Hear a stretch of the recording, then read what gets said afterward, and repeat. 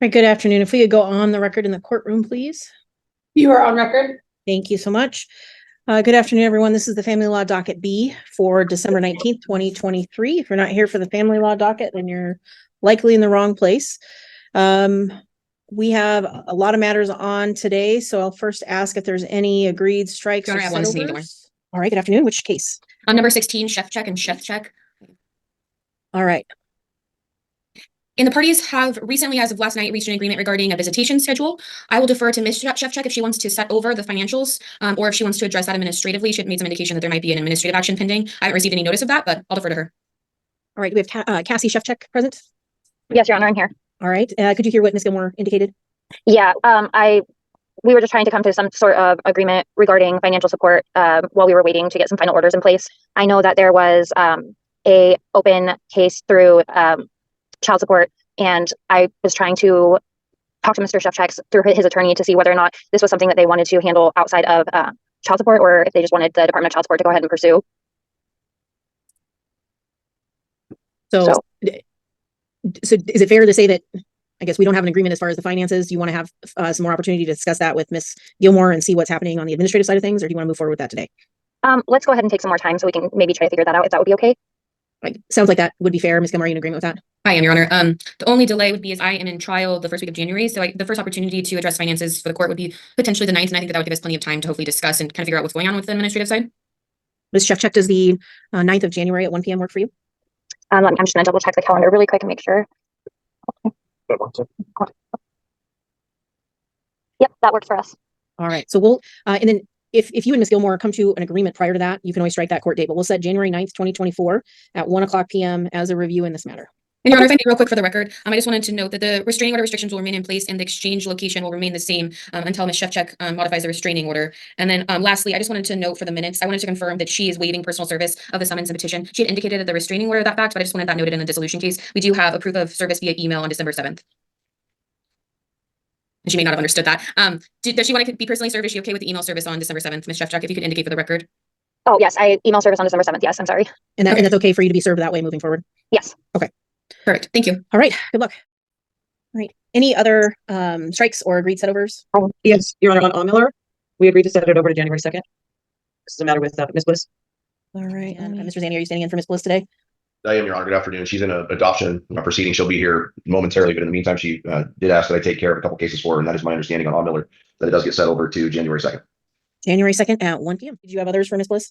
I do, and I have one of my own. Number 9 Okay. furlong. Mr. Roberts is on the other side of that case and has recently put in his notice of appearance. We've discussed this a couple of times and have agreed to set this over to January 24th, which is a pro se docket, but due to affidavits that have been filed but might not yet be an Odyssey, probably makes the most amount of sense to put that in front of whoever is going to be taking over those Wednesday dockets with the new schedule changes effective the first of the year. That's going to be Judge Evans. So if that works. Is that good by you, Mr. Roberts? Yeah, that's fine, Your Honor. And I'm sorry, how far into January were you wanting? 24th? 24th? Correct. All right. And Madam Clerk, those are 9 a.m., correct? Yes, but if it's furlough, it looks like there's a notice of disqualification for Judge Evans. For long. Well, that would put it on the 1 o'clock docket in front of Judge Basher, and that's who filed the one against Evans, I guess would be the question. We can look into that. Mr. Roberts and I can figure that out from here. But moral of the story for today, we're going to set that over. We can docket it up for either the 23rd or the 24th, depending on the disqualification status. I only see an NOD on Judge Basher. And we mailed on Friday one for Judge Hahn, which is probably getting processed as we speak, but not Judge Evans. So that's all I know. And Mariah, you see one for Judge Evans? Yeah, let me go into the case. It's on the docket. On furlong? Your Honor, Ann Height, guardian ad litem. I know there were 2 previous attorneys on this case. It may refer to one of those for Mr. Furlong. Because it's not showing now. Yeah, I only see one, and that's the recent filing by Mr. Zandy. And then if Mr. Roberts has filed one that isn't in Odyssey yet, then I think let's go for the 24th of January at 9 a.m. And if that becomes an issue, we can hopefully get it sorted before that date. And Ms. Winkles put in the chat. Ms. Winkles put in the chat that it was not me. So, and I'm looking at Odyssey. I don't see it. Maybe it was just a mistake, but we can address it next month if there's an issue. Okay, perfect. So furlong will be over to January 24th at 9 a.m. Lastly, for me is on Ms. Bliss's behalf is Jeremy Cook and Cassandra Hegdahl. That's number 7. All right, I'll get there. And Aaron Winkles on behalf of Jennifer Jocelyn. Okay. My understanding is that that's an agreed strike and can just be removed from the docket. And That's Ms. correct. Powers is here. All Right, right. Hegdahl and Cook, 2235 will be struck. Amber Lowe is here. All right. I believe that the temporary child support order incorporates what the court was wanting. Ms. Petrie, I apologize. Am I getting that wrong? No, you're correct, Petrie. Okay, Ms. Petrie and I had agreed that rather than do a back support judgment, the order could just start August 30th. And then section 25 of the order records the payments that the father made directly to the mother and instructs DCS to give him credit for those payments. All I right. am in agreement with the state's proposed orders. And Miss Lowe, have you received copies of those proposed orders?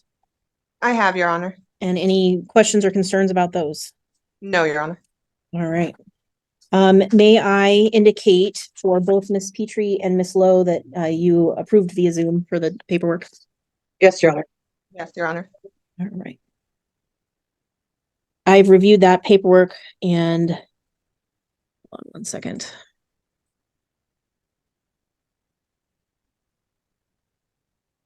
I just got an email and it's Miss Petrie. It looks like Mr. Lowe is waiting for a Zoom booth here. Both Zoom booths are occupied to join the hearing. So I don't know. I'm assuming you've been in touch with him and you're comfortable moving forward and just getting in contact with him. Yes, he and I have already discussed the order, and I do believe that my paralegal can reach out to him. They're observing right now.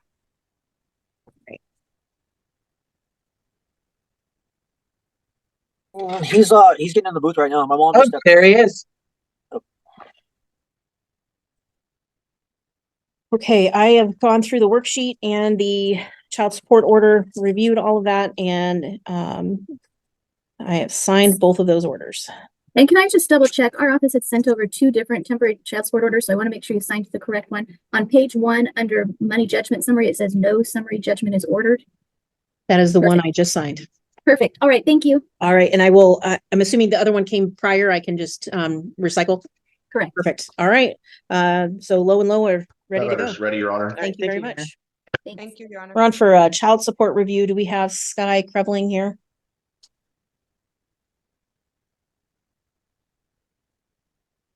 Sky Krevling, if you're present, if you could just state your name so we know you're here. I see somebody named Sky. I don't hear anything though. So I don't know if your audio, it says that you're connected to audio, so, but I don't hear you. And I saw your mouth move, so, and you're not muted. I'm gonna call something else and come back to you in the next case. I'm here. Thank you, Miss Amaskita. Do we have Michael Miller?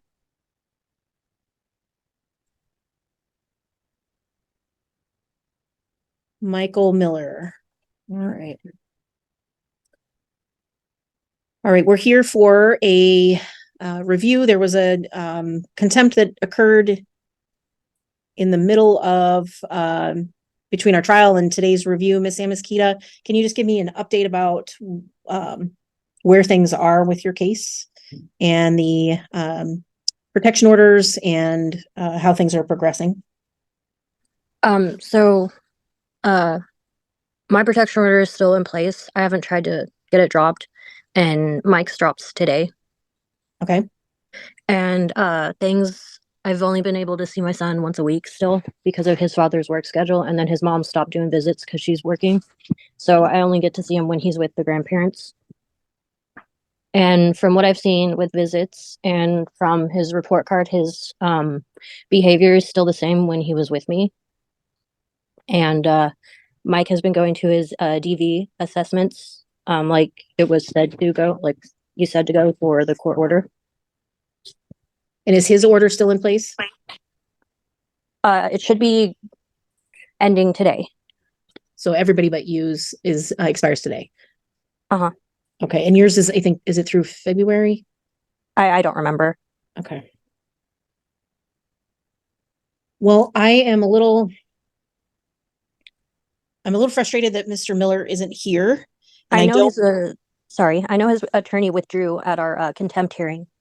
I do see that he is representing himself. What I'd like to do is, are you available on the 26th at 1 p.m.? So next Tuesday? Hold on, let me see.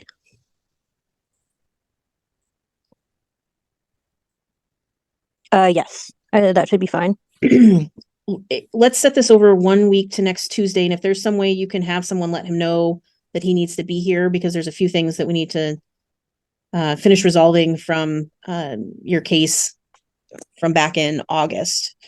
But I don't want to make any drastic changes or ask anybody to do anything when he isn't here. So I will do that if I have to, but ideally I'd have Mr. Miller be present. So let's set this matter over 1 week to the 26th at 1:00 p.m. And if there's a way you can relay through his mother or through somebody to that he needs to be in court, that would be great.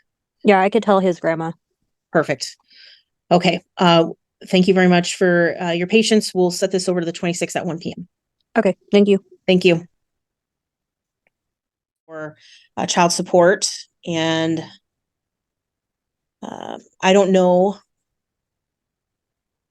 who wants to start. I'm going to start with Mr. Zandy. I know we got our temporary parenting plan entered, and this is the last temporary issue we need to deal with. So Mr. Zandy, any additional comments? Mr. Zandy, now I can't hear you. We'll go with this for now. I'll be very quick. Parenting plan was entered in the end of October. Changing custody of Mason. My client now has custody of Mason. That child's doing well. One issue we did not resolve, which I think you aptly stated, was child support. We're just asking that any new order you enter be set effective November 1st, 2023, and moving forward. Now, we did provide you what limited financial information we had for Ms. Prebley. I did see this morning that she ran by to my office. Appears as though a quick declaration, some updated pay stubs, and a proposed order. Again, my client, that was forwarded to him this morning, but I don't have his input. Nonetheless, I don't think it makes a lot of difference. The income is what it is. Both parties have a child from another relationship. My client's agreeable to granting a whole family deviation, and we just need to get an order entered reflecting the change in custody and an appropriate amount being transferred from Ms. Prebley to Mr. Haugen. In your child support worksheet that you submitted back in November, I don't see, was the whole family deviation, it doesn't appear as though that was applied in that proposed worksheet. Have you run new numbers or?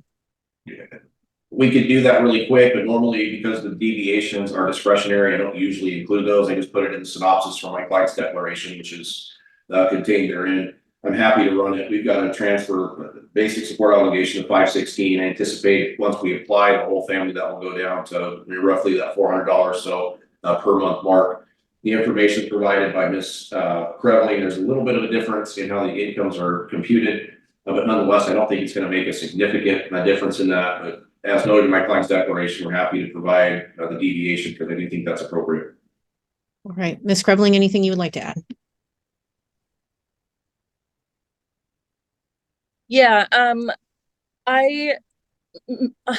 I'm misunderstanding what Mr. Zandy is saying, there is a huge difference in between the difference of what he had put on his proposed temporary order versus mine.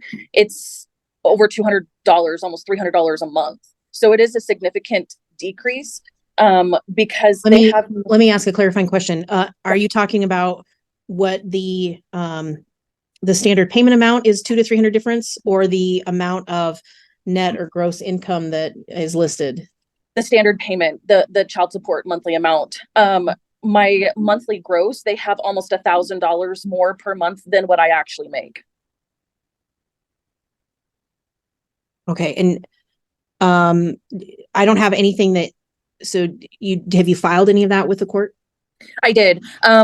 Because now I am representing myself. I'm trying to, get the handle of everything. And I had just gotten my file from my old attorney. And so I did file it this morning. And I also, the court clerk also said that they were going to put one on your bench, and they did stamp it bench only. And then I did drop one off to Mr. Zandy as well. It's my updated pay stubs. Okay. But I do want to mention also that I do not have Mr. Haugen's pay stubs or tax returns at all. I've gone through the entire folder, the entire file, and I don't see his pay stubs or 2022 tax returns. However, I would also like to mention that in Mr. Haugen's declaration that he had submitted, he had said that in 2023, he is projected to earn well over $100,000 for the year ongoing, which is at minimum $22,000 difference per year. So that will also and should also significantly affect the monthly support payment as well. Okay, first, I did not receive anything, so I don't have your updated information, Ms. Krebling. Mr. Zandy, you indicated you did receive that, and any other comments based on Ms. Krebling's comments? Yes, there's a real easy way, I think, to resolve this. First of all, she was served with my client's income information back on July 27th of 2023. She was personally served that. We've had that, she's had that in her possession. Mr. Baldwin had that in his possession since the onset of this case. Nothing has changed. Secondarily to that, if you look, and I don't know if it's in front of you or not, because again, it appears that she just filed this yesterday afternoon. Her net pay through October 31st was $31,316. So if you divide that by 10 months, again, nobody's going to argue that math is not my strong suit, but that's about $3,100 or so per month net. I'm happy to plug that figure in for her. That's a hair lower than the 34, so that we had her initially imputed at. And it gets us, again, if we apply the deviation, it walks back that 516 down to, again, somewhere probably just south of $400 per month. So again, I think we're relatively close on that. It is what it is at this point. We just need an effective start date. I'm happy to compute the numbers based on the most recent information that my office received this morning from her. All right, so let's adopt the approximately 31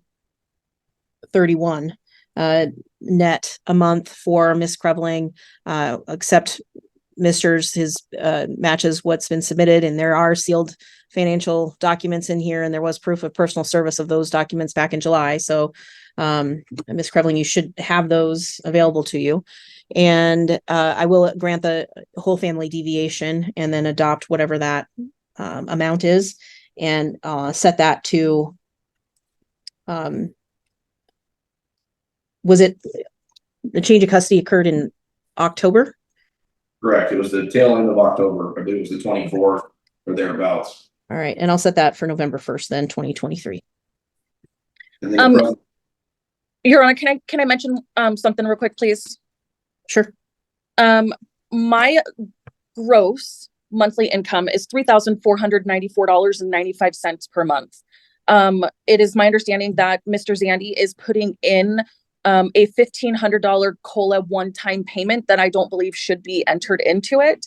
Okay, ma'am, and we're not going to go down that road. This isn't a math lesson docket. This was supposed to be done. They requested child support almost a month ago, and you decided to not turn anything in until yesterday, and I don't have it. So please, by all means, if you want to talk to Mr. Zandy about that, you can agree to it. Otherwise, on presentation, I'm happy to make that decision once I have all the information in front of me. But at this point, I don't. Okay. All right. Thank you. So if there's a discrepancy and Mr. Zandy's willing to work with you on that, great. I think he has a good outline of what the court's willing to order in this case. If there's if that is $1,500 more than you think it should be, then please discuss that with Mr. Zandy. If you can't agree upon it, then at presentation, I'm happy to discuss it, because then I'll have all that information in front of me. Okay? Perfect. Sounds good. Thank you. What are we doing with the presentations, Judge, with the rotation change for the first of the year? I'll have presentations Fridays at 8:45. Fridays at 8:45. Yes. You set that today, or you want me to just docket it? I'm happy to set it today if you'd like. Let's set a date and just keep it on the tracks if we could. Sure. Hold on, let me pull up here. Does Friday the 5th of January at 8:45 work? That's fine. Okay. So Ms. Krebling, Friday the 5th, 8:45, it'll say Judge Fassett's presentation docket. So that's a Zoom hearing. And then if you agree to the orders that Mr. Zandy drafts and want to sign off on those, that hearing can be struck and we can just enter those without you guys having to appear. Perfect. Thank you. All right. Thank you. This is Amy Trumbull, the guardian ad litem in the case. All right. And we have Patrick Phillips. Yes, right here. Thank you. And then Miss Cotto is present on behalf of Monique Moran. Monique Moran. All right. We're here on a motion for a temporary order, and I believe Mr. Phillips's motion. It is Mr. Phillips's motion. So Mr. Phillips, go ahead with any comments and let me know what you are requesting. I just want to see my daughter, Your Honor. You know, I have done a lot of time in prison. I have nothing to do, has nothing to do with women or children. I'm in drug treatment now. I've been participating. I'm not doing drugs. Yes, I'm staying with my mom. And I just want to be able to see my daughter. I haven't seen her in a year. Which a lot of the reasons why, yes, is because of my drug use and my neglect of myself. But I just want to be able to see her and talk to her. I've tried and tried and tried. Monique went with a parenting plan with a Longview police officer a year ago now, and which is the mom, and picked up my daughter. And there's no parenting plan in order. And but neither one of us. I mean, we have been basically sharing. It's been pretty much.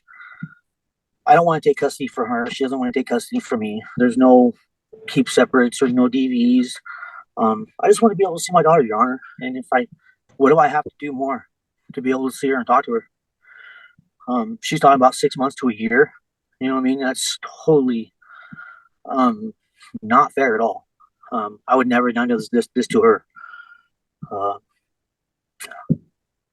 That's all I have to say. All right. I can completely understand that. I do want to point out a couple things, though, before I turn it over to Ms. Cotto. There is a temporary parenting plan in place, and that was entered December 1st, 2022. And it does show that you were given proper notice to appear at that hearing. And it does outline exactly what you need to do to have visitation. Your Honor, I was never served that. Okay.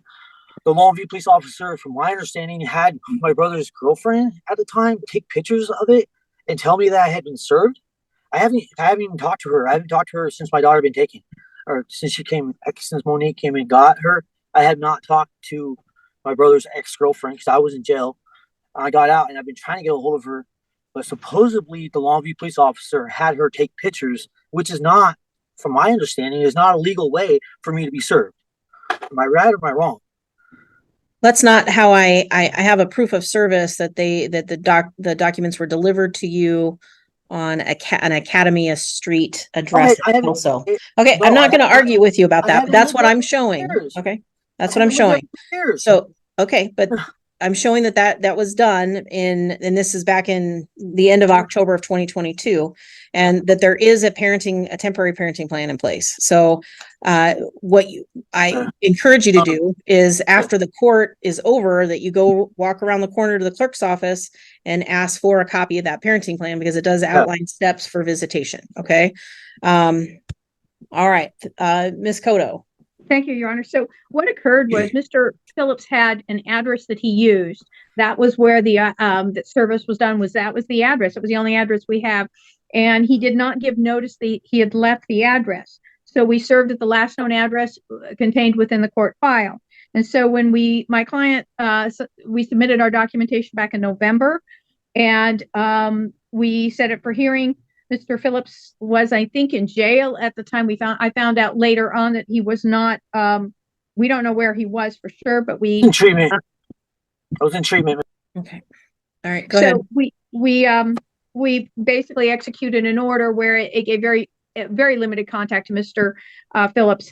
What has happened since then is my client, it took her a month to get the child because Mr. Phillips's mother wouldn't release the child to my client. Even with the valid court order, she had to go with the police.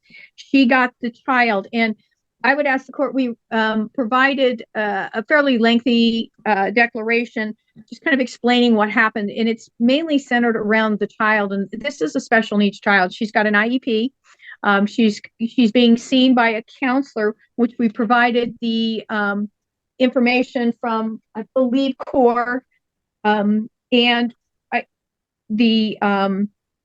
all of this will be what part of the problem is Mr. Phillips served me with one set of docket notices, a second set of docket notices, and we thought it was on for next week. We're prepared to do this today, but I did not get Ms. Turnbull served with a copy of the declaration. So I'm going to be sending her electronic files of all of not only my information that I filed, but some of the dependency information, which would be helpful because the GAL really needs to look at this particular case. This child has had a lot of issues. If you look at the declaration of the counselor, who is, I believe, Vicky, I'm sorry, it's Liana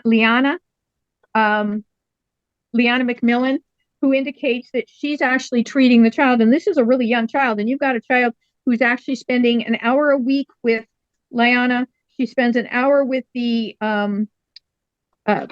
peer support, and then she's being monitored also by the schools. So we've got a lot of professionals involved in this. And this child has had significant trauma in her life. And so one of the things that is most concerning is father having visits with the child without him understanding what this child's been through and what this child needs. As my client tells you in her declaration, Aliana gets really stressed and a lot of anxiety when there's yelling, when there is, she doesn't do well when there's change in the schedule. She goes a couple steps forward and then 5 steps back. And that's how it was described when I spoke with the counselor. So it's been a lot of really intensive help for this child. The child's not even in school full time yet because the child wasn't handling any kind of stress. My client then has to take time off work, go pick up the child. My client's been involved in the counseling with the child. And so we're asking at this time that we not start visitation and start contact until we have input from the professionals. And I think the GAL, my client is in the process of filling out a pretty extensive GAL packet. I went over it with her because there's a lot of information that was requested, but I've also instructed her to sign releases of information with all of her providers, all the child's providers, so that the GAL can get all of this. So one of the things we're requesting today is that Mr. Phillips not have any contact with the child until we get the professionals. So if it takes us a month to get all of the information from the professionals, have the GAL weigh in, because the concern is this child, and the reason why we submitted all the documentation, this child was living in a chaotic house prior to coming back to my clients. If you look at the information I provided in regards to Mr. Phillips and his family, his 2 brothers, one of them is in prison now that because of criminal activity. The other brother's got significant criminal history that is pending. Mr. Phillips has, I think, his pending. I don't know what's happening, but he's got a trial coming up for a felony eluding. You've got a lot of information that really needs to be gone through before the court will give any contact between the child and the father. And my client, the reason why she wanted to wait is she wanted Mr. Phillips to take a parenting class. She wanted him to be at least clean and sober for a year. We don't have any documentation of any of the treatment. We just have him saying he is clean, but we need the documentation to show, yes, he is clean. Also, there should be some type of anger management or some type of evaluation, mental health evaluation. My client acknowledged that there's been no domestic violence. And if you look at, I provided a copy of Mr. Phillips's criminal history, which is pretty extensive, but it doesn't appear to be any DVs. It appears to be a lot of drug related, but you also have some, I believe it's a robbery in the 1st degree. He went to prison for some pretty serious, he's got a burg 1, assault 2. There may not be women involved, but you've got violence. And so there's just this concern if Mr. Phillips is truly on the road to straightening out his life. I think the court needs more information before this very fragile child has contact with her father. And she has treating professionals that the GAL could talk to. We could come back in a month to see what is the best for this child. If this was just a child where you didn't have this issue, I don't think my client would be asking for this restrictive of a plan. But in looking at this particular child, Aliana is very young, but she's also so young to have these many professionals involved. We also have, my understanding, and I was unable to reach the school psychologist, has also been working with this child. So there's, my client has been following up with the schools. She's not involved with WISE. And part of the reason she's not involved with WISE, as my client tells you, is that Aliana has developed a trust relationship with her providers. So if all of a sudden she has to change people, develop that trust, Aliana doesn't do well with change. And so that's why WISE is not there just yet. But we did provide the IEP to the court. And So we're asking at this point that the court not order any contact, that we get more information to the GAL. I don't have any problem coming back in 30 days, but giving that information to see what's best for Aliana, because this is not just, a 7-year-old child who's got a few issues. This is a real significant issue for a child this age. Thank you. All right, thank you. Mr. Phillips, anything else you want to say? Yeah. For one, my violent history, was well over 20 years ago. Okay. I haven't had no violence in well over 20 years. All right. The Rob one was when I beat a child molester. All right. It doesn't make it any better, but it doesn't, go ahead. It doesn't. I'm just saying it has nothing. I was protecting women and children in both cases. I shot a guy when I was 15 for beating his wife and kids, his 2-year-old and 7-year-old daughter. Okay. Again, it doesn't make it right. I took the law in my own hands. Okay. But I've done my time and I've moved on. Okay. I haven't had no violent history. Right now, I'm looking to get mental health court. I have mental health through that's integrated hang on a second. Oh, hang on a second. I'm getting my card. Oh, right here. Community integrated services. Ms. Goto, you can I'll sign ROIs for you guys to get all that stuff, but I have my mental health and SUD assessments done. Okay. I'm going through True Blood also to get the elude, felony elude, to get drug court or mental health court, one of the two. I was in the TRC up on the hill, a 30-day program there, inpatient. I put myself in there. I am also, like I said, I'm going through it's ILP. ILP. I just started ILP, which is I already know, you guys know what that is.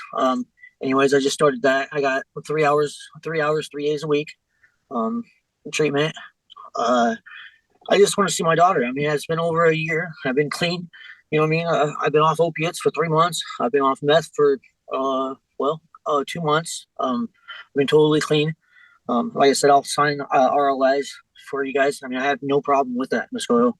And my record being used against me, man, it's my brother's records. They own places. They never, at no time, where they were staying with my mom. CPS. I mean, I got records here too that I'm gonna have filed. That I'm gonna have. I mean, I know Amy. I forgot her last name. Anyways, Amy, the guardian ad litem, she's gonna have all the records. But I got 11 pages here that I got for myself through CPS records. And just highlighting stuff. I didn't know that I was going to have it started today, but then I just got it today through my counselor here at Community Integrated Services. Anyhow, I just want to see my daughter, Your Honor. You know what I mean? I have no problem showing that I've been clean, that I am clean. I have no problem with that. So the ROIs, that's not a problem. So. All right. I appreciate that, Mr. Phillips. Here's what I'm going to do. I'm going to rely on the order that's in place. So it sounds like that order required you to do a substance abuse and anger management evaluation. It sounds like at least the substance abuse you've already started and are working on. The parenting plan. Let me talk now. Sorry. So I want you to sign an ROI for your current substance abuse treatment program to Ms. Cotto and to Ms. Turnbull. Yep. And have you done an anger management evaluation? I did have my mental health and stuff through. I mean, I'm pretty sure it's very possible that the mental health provider you're working with right now can help you get anger management evaluation. Okay, so why don't you ask them about that? You need to allow Miss Marin, Miss Turnbull to have any conversations with your treatment provider that they need too. So like open communication between those. So that's what the release of information is.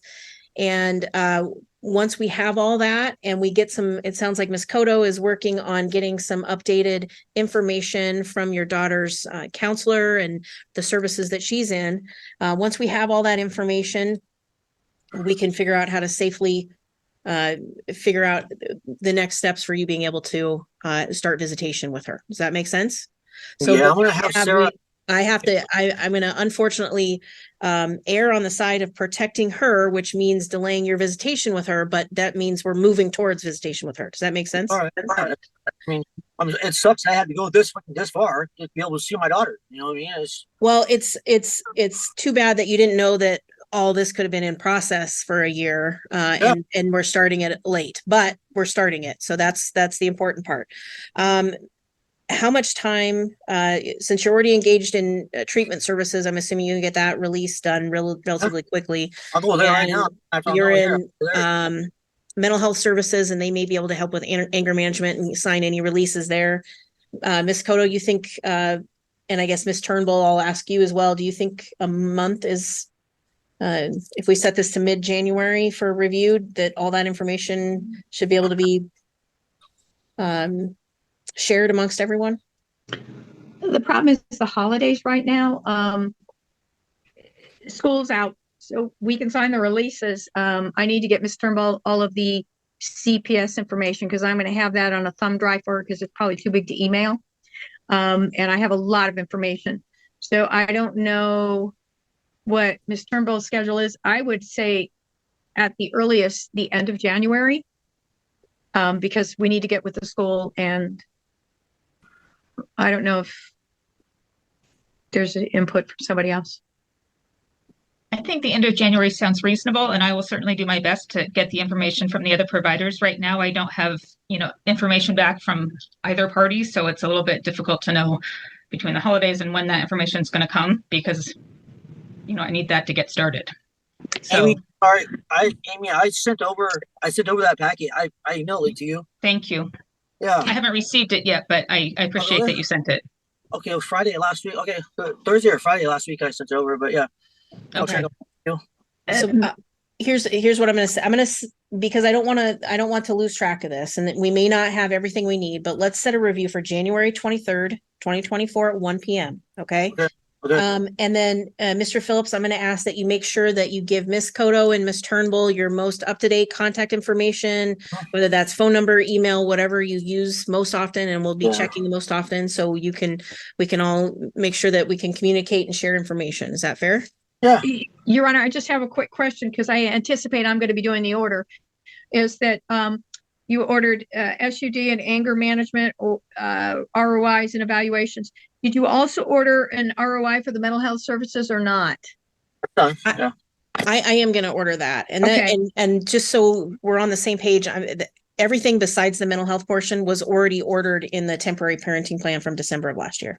Right. So, I'm just going to do a quick order on hearing that we're going to follow the temporary parenting plan with the exception of there's going to be no contact with the child until further order of the court. And I will submit that to Mr. Phillips. I do have a contact phone number with him and he is good about staying in touch. Okay. 360-270. Always reach me at that number or leave a message. All right. Okay. So, Mr. Phillips, you grab a copy of that parenting plan before you leave the courthouse today and get all those ROIs signed, and we'll see you back next month, and hopefully we'll be a lot closer to getting visitation started. Okay. Okay. Thank you, Your Honor. All right. Good luck. Thank you, Your Honor. Thank you.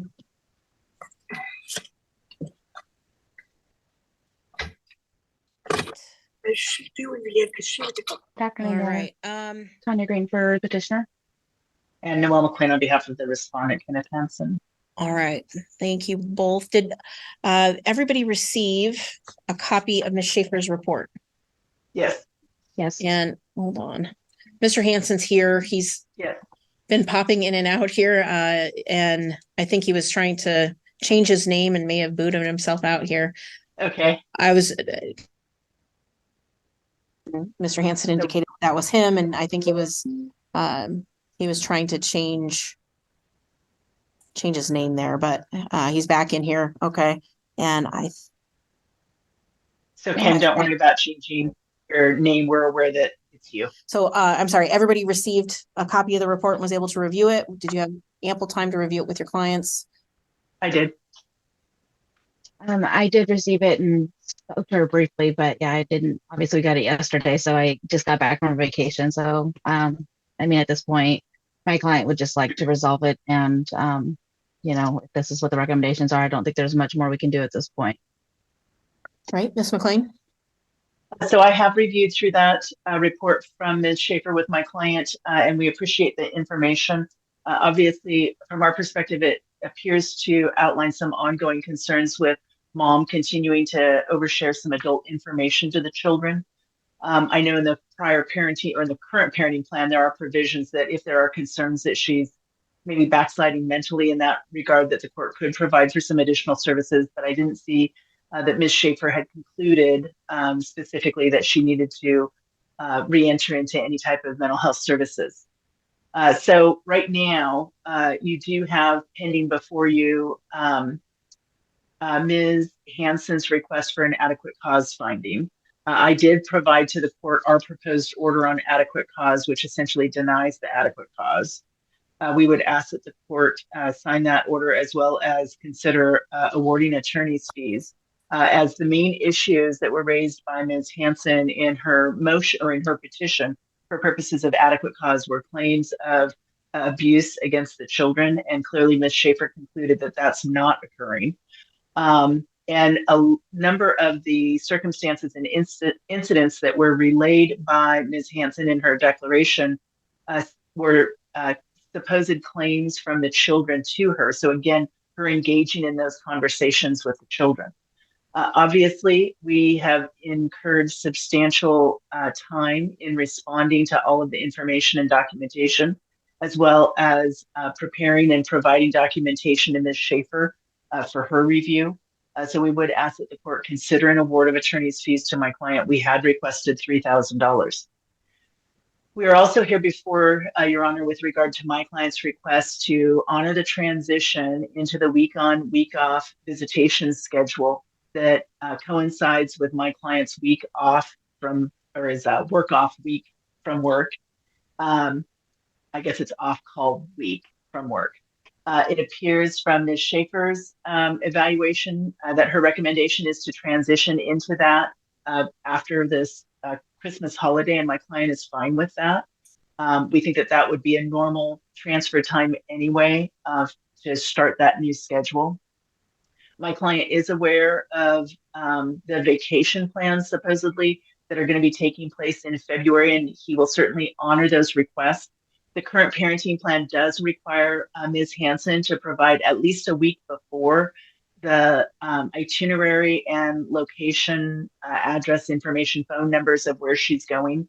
At this juncture, other than the information in Ms. Schaefer's report that they're going to Hawaii, my client was unaware of that. So we think that all of that information needs to be produced per the court order. Obviously, my client would prefer to have that information sooner than a week out, but currently the court order is that she's to provide that a week out. So we are asking the court to enter my proposed order on the transition to the week on, week off visitation schedule. We're also asking, so when we were here last in September, not only did you appoint Ms. Schaefer at that time, but excuse me, you had also entered my proposed order on the summary judgment motion relative to the relocation. So you also have before you my proposed order, final order and findings on the objection about moving relative to the relocation.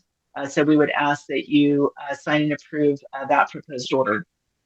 Obviously, with the recommendations from Ms. Schaefer, there likely will need to be some changes made to the amended final parenting plan that you have before you, because it talks specifically about this holiday or the vacation schedule that I referenced. We do agree that the visitation schedule is set forth by Ms. Schaefer. We certainly do want to make sure, however, that the language is retained as far as those coordinating with my client's off-call weeks, so that if there's a holiday or something that changes those up, that the parties can readjust that so that it always lines with those weeks when he's off call. As it relates to the recommendation on scheduling appointments for the girls, obviously there needs to be communication between the parents. We fully agree with Ms. Schaefer's recommendations that those communications not take place through text message. Even if it's a yes or no answer, all of the parents' communication should be taking place through the Our Family Wizard program that they're already using. That way we have one contiguous package of where their communications are. The appointments the scheduling of those appointments should be included in that Our Family Wizard so that both parents have clear information. And it's our position that both parents should be allowed to participate in appointments for the children, no matter whose visitation time it is. There seems to be this belief by Ms. Hanson that if she's scheduling the appointment time, then that's her time with the children and he's not involved. I think in order to make sure that everybody has the information at the same time, and if an appointment can be scheduled to accommodate both parents' work schedules, then we won't have all of this back and forth after the fact with either my client trying to figure out what happened at the appointment and trying to do his own investigation.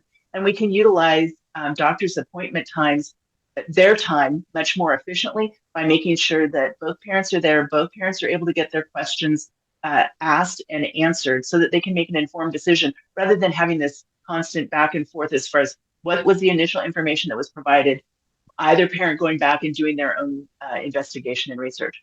We also think that it's important that appointment times not only be prioritized with the parents' respective work schedules, but also trying to reduce removing the children from school.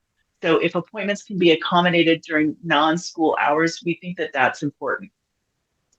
In regards to, and then also on the appointment issues, we certainly don't want to revisit what we perceive to be baseless claims that my client was not participating in appointments or not taking seriously the mental health or health concern recommendations.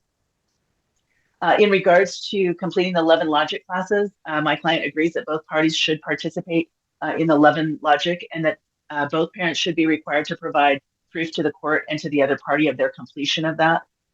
Those classes are available both in person through Parents Place. I'm not certain if they currently have a session going or not, but they're also available online, so they should be relatively easy for both of these parents to access. My client has no objection to reading through the 5 love languages. We think that should be a requirement for both parents, so both parents are on the same page. And then the only other comment that I would make is that Ms. Schaefer had recommended that the parents, that the family continue to participate in family counseling for no less than 6 months. My concern with that is that should be directed by the provider, because if the parents and the children through that family counseling have met the goals, then there wouldn't be a basis for the counseling to continue to bill the insurance, and it would probably switch to private pay at that point. So I don't think it's appropriate to set a definitive timeline for family counseling sessions. Those should be set by the counselor so that we're not running afoul of insurance concerns. I think that addresses all of my client's issues. Right. Ms. Green, anything else? Obviously, with the length of arguments, I do want to respond. I do believe that since there are some changes being made to the parenting plan beyond what was the original request to switch to a 50-50 schedule, the court does need to grant our adequate cause on our petition, at least for the minimum of minor changes, because we are making changes beyond either Ms. McLean's motion and beyond any changes that are allowed in the relocation action. Because we've entered a summary judgment on the only change being the exchange location and summary judgment, there's no other basis to make these changes at this point without granting at least adequate cause to modify and make these modifications based on Ms. Schaefer's report. So we are asking the court grant adequate cause, at least to the minor modification, to adopt the recommendations made by Ms. Schaefer.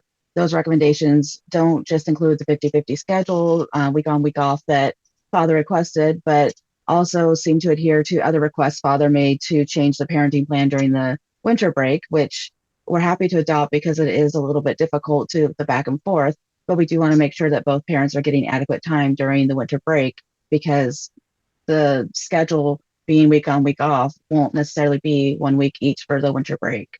So we would like to try to acclimate that so that each parent's getting adequate time and supplemental time during New Year's or Christmas for their assigned holidays. So we do want to make sure that's fair.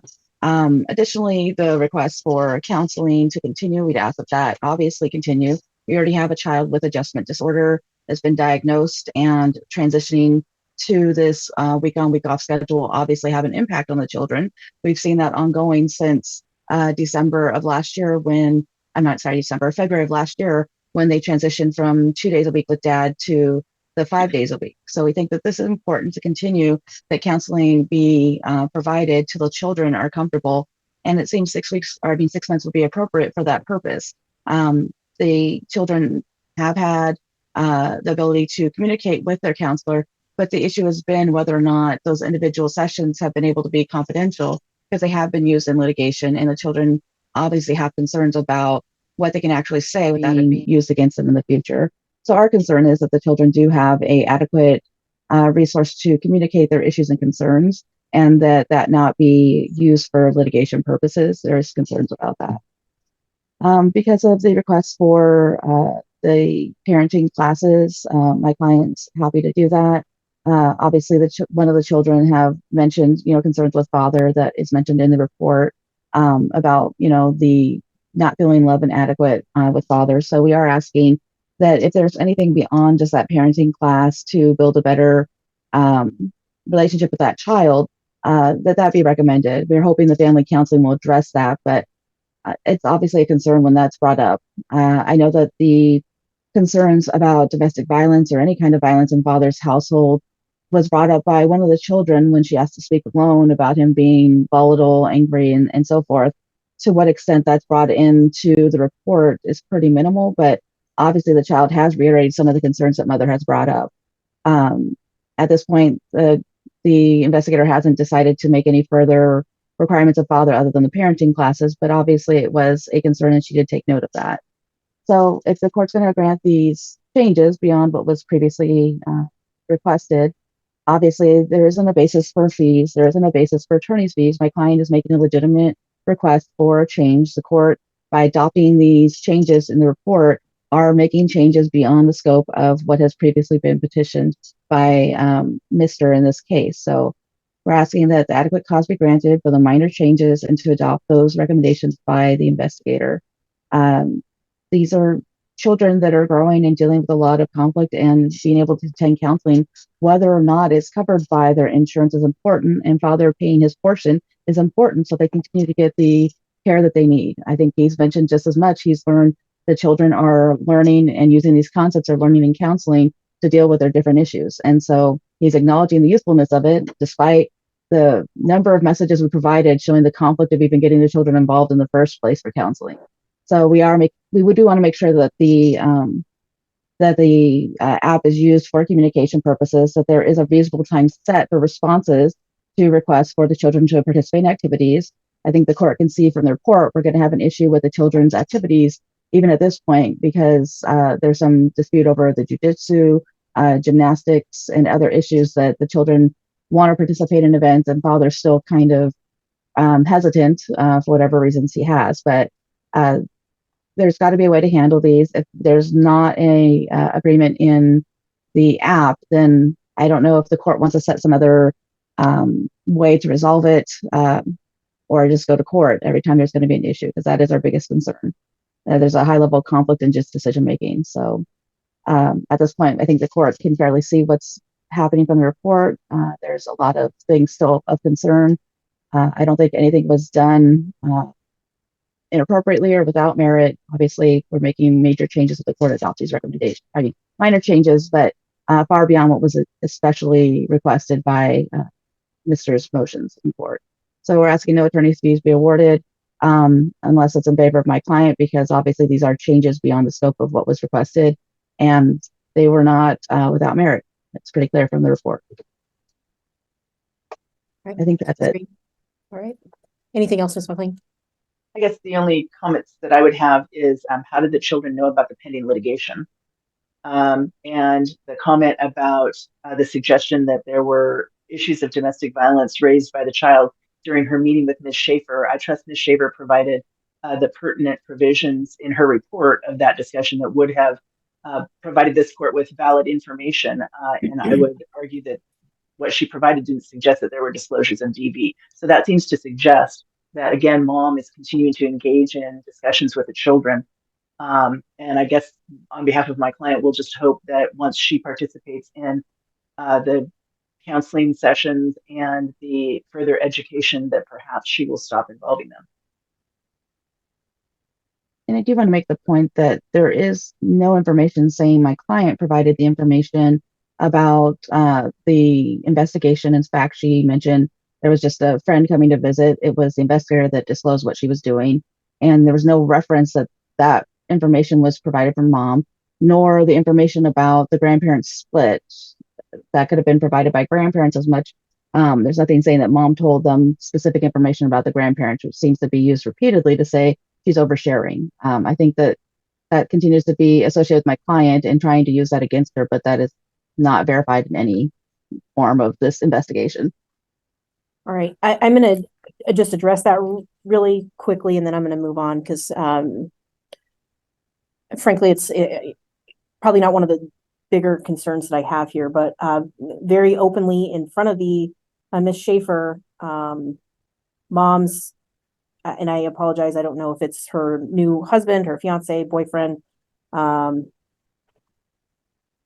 said that, well, the schedule would work for your for the sports that you want to do if nothing changes, and we can keep things as it is, to the children in front of the investigator. So clearly there is some discussion about what's going on in mom's home to the children. So I would disagree that there's no evidence that that's happening there. The grandparents thing, obviously very concerning, but I would agree with Ms. Green. Grandparents could have had a discussion with the children. I'm not going to put any blame on anyone there. This is a situation where we have two still relatively young children, I believe 7 and 9, that are in a state of flux. And we always say kids are resilient and they can muster through and it'll be fine. I'm glad I have both parents on the line here today. Both parents in their conversations with Ms. Shaver indicated how great it was when they worked together to parent, and that a lot of what they maybe their how they run their households may differ, but a lot of the main concerns and core beliefs that these folks have for their children is shared. And I want to just stress and remind these folks that these two children, yeah, they're adapting, they're trying to muster through, but you are very much in control of how smoothly that their transitions happen. And I encourage you to work as much together as you can, because you two are the consistencies really that they will have as they go through this process. So that is, in my opinion, it's very imperative that you always recognize that those children are what you're worrying about first. Put away or put aside the frustrations you may have with each other, the disagreements that you may have with each other, and recognize that these children need the two of you to work together to make their lives as best as it can be, because they are having to adjust. They are having to muster through because of the situation that they were put in. They didn't have a choice. And I feel that the parties can do that. They both spoke fondly of times when they were able to work together. I think counseling is important. I'm not going to set a timeline for that. I think it should be driven by the children, their counselor, and the families. Both parties should absolutely participate in that counseling if that's how that's set up, and ensure that those children are making their counseling appointments on a regular basis. I am, for the most part, going to adopt a lot of the recommendations, which is reverting to that 50-50 plan that I think Ms. Day was the initial guardian ad litem recommended after a certain period of time, which is how we got the initial motion and then the adequate cause. I am going to, and as far as the orders go, the final orders and findings on the objection for moving, I've signed off on that. As for adequate cause, I think arguably Ms. Green is correct. There's changes. I generally read the adequate cause statute that if there's a change in the amount of time that the children would be spending with one particular parent or the other, and that's how that reads. I frankly, if I'm not opposed to saying that adequate cause is found to adopt these minor modifications that we're gonna do, but overall we are moving to the 50-50 plan, and I am going to adopt that 50-50 plan. It sounds like Ms. Schaefer's kind of transitional recommendations over the winter holiday are agreed by the parties. Dad's indicating he's more than happy to accommodate the upcoming holiday. I do believe all holiday or vacation, I should say. I think all vacation time needs to be disclosed. My hope would be that both parties will be continually willing to work with one another, even if a vacation falls in or overlaps into another party's time, and that can be worked out amongst the parties. But there does need to be notice to the parties for that. And I believe there was already language in the current order we're working under for the timeframes for that. So, and I would agree with Ms. McLean that if the parties are going on a trip, it's probably appropriate to let the other parent know we're going to Missouri and we're going to be in St. Louis for 4 days. And, we're flying in and out of this airport, just general information. It doesn't need to be invasive, but it's appropriate to know where your children are if you're going on trips of that nature, especially sounds like the trip upcoming in February or March is at least a week long. So that's appropriate to share that information.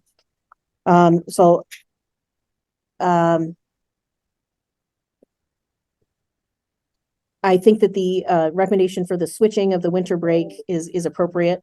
And I will adopt that recommendation. So for 2024, moving forward, each parent would get the, half of the break determined by even or odd years. Family is using My Family Wizard now. I think that's appropriate. I would ask at the parties if there's an inquiry to one party or the other that there is a reasonable response time. So don't leave someone on red for days. If there's a request to set an appointment, share that information. And I'm going to point out another thing that I noticed. An appointment was set during school time because it was told that was the only appointment available, when in reality there were other appointments, but it was the only appointment available with that particular doctor. So share all the information up front, because I think that will eliminate the need for the other party to maybe make further inquiry or to anger or upset the other party. So I made it with Dr. Smith because I think they're best suited for our kid, and that meant it had to be during the school day. Great. I think that kind of information will be acceptable to the parties. So share openly, honestly, and completely that information. And then I'd ask that the parties respond as quickly as possible. I don't want to set a specific time frame on that, because I don't want there to be contempts. If it's, if I say within 36 hours and 38 hours later, if someone responds, and then there's a contempt, but let's have a reasonable and as quick as possible response time, assuming that, I would hope that while families in Hawaii, dad doesn't make, 10 doctor's appointments and expect mom to respond during vacation, so all within reason. Well, the way I read Ms. Schaefer's report, she said that if they needed time to at least communicate that time. Yeah, if mom says, okay, we have these 3 options and here's which I think is going to be best, and dad needs time to look at his schedule, and I think it's appropriate. I truly believe that both Miss Hanson and Mr. Hanson can work together for the best interest of these children. And it may seem hard or difficult or concerning right now, but I really hope that they can, if given the right parameters. I think joint decision making is appropriate because, as I stated, I think a lot of their core beliefs about how to raise these young ladies is very similar. So I think joint decision making is appropriate. Love and Logic, I think, is a great tool. I think every parent should take that class, frankly. And the 5 love languages of children, I think that's a great recommendation. I will ask dad to do that. I think mom, if she has an opportunity to do that, should do that as well, but I'm not ordering mom to do that. It would be great if they were on the same page for everything. Clearly negative comments, disparaging other parties, or sharing any additional information that's not necessary is going to be frowned upon and should not occur. This is going to be potentially a rocky road until the parties and especially these children get used to this new schedule. But I really hope that that it ultimately is successful for everyone. As far as fees, I'm not going to order any attorney's fees. I do understand why the motion was brought. I understand, frankly, on both sides. I understand why the motion was brought. I don't know if communication was broken down or fractured enough, or there was concerns that from one of the children that spurred all this, and all of that I think is understandable. My hope is again, these parties can work that out, and the children will still have the option and regular counseling sessions to speak with people and share any concerns that they have moving forward. So when I was talking about adequate cause, I heard someone say I disagree with my assessment, and I don't know who was that, Ms. McLean or Ms. Green? I think the only comment that I was just to remind the court that there, within the parenting plan, there was a provision that allowed Mr. Hansen to file a motion without a finding of adequate cause to transition into the week on, week off. I do recall that, and I don't frankly know if some of these other minor parameters, obviously Ms. Green's position is that would require adequate cause to make those changes.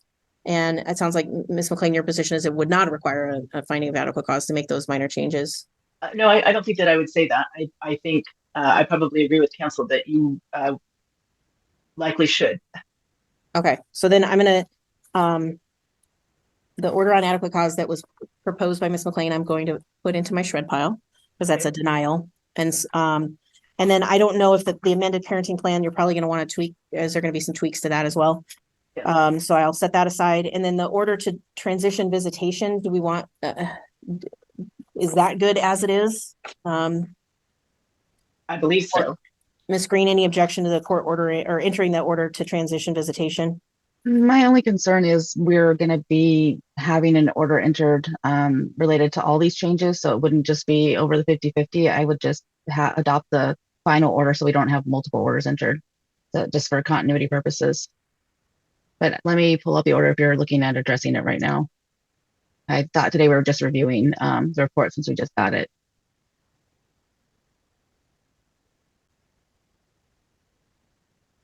So the proposed orders from October 20th, is that where all of them are, Noel?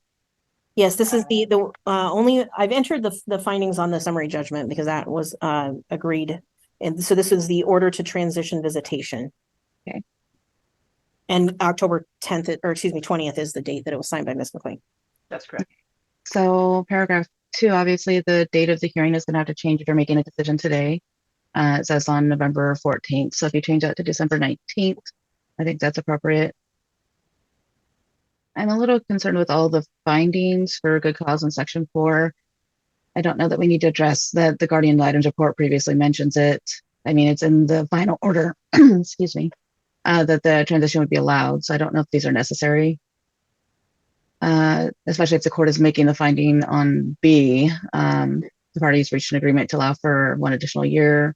I'm going to stop you right there, Ms. Green. I think I'm going to agree with you and say, because we're entering a new amended parenting plan, this may not be necessary. So I'm not going to enter this at this point in time. If there's another order that the parties want to propose once we're entering that parenting plan, I'm happy to consider it then, but I'm not going to enter this one at this point because I do think it may conflate the issues a little bit because it's a lot of it is, it kind of will mirror the new order, but some of it does not. So I'm going to set this one aside as well. And if there's, since there's a finding of adequate cause for minor modifications, maybe that can be addressed in one order and then the parenting plan. So is the court opposed to me adding language that the court does order the transition pursuant to his motion? No. Okay. All right. Presentation date. It's either next Tuesday or it'll have to be a Friday in January. Friday in January, please. All right. I can do let me just, the 5th of January at 8:45, we can do the. So I'm supposed to be in trial that week. I'm not certain which days I'm scheduled for. Are you opposed to going to the 12th? I can do the 12th at 8:45. Ms. Green, can you do the 12th at 8:45? That's fine. Okay. So we'll set presentation for Friday, January 12th, 2024 at 8:45.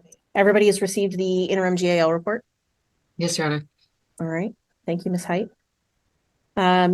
Any requests for action today?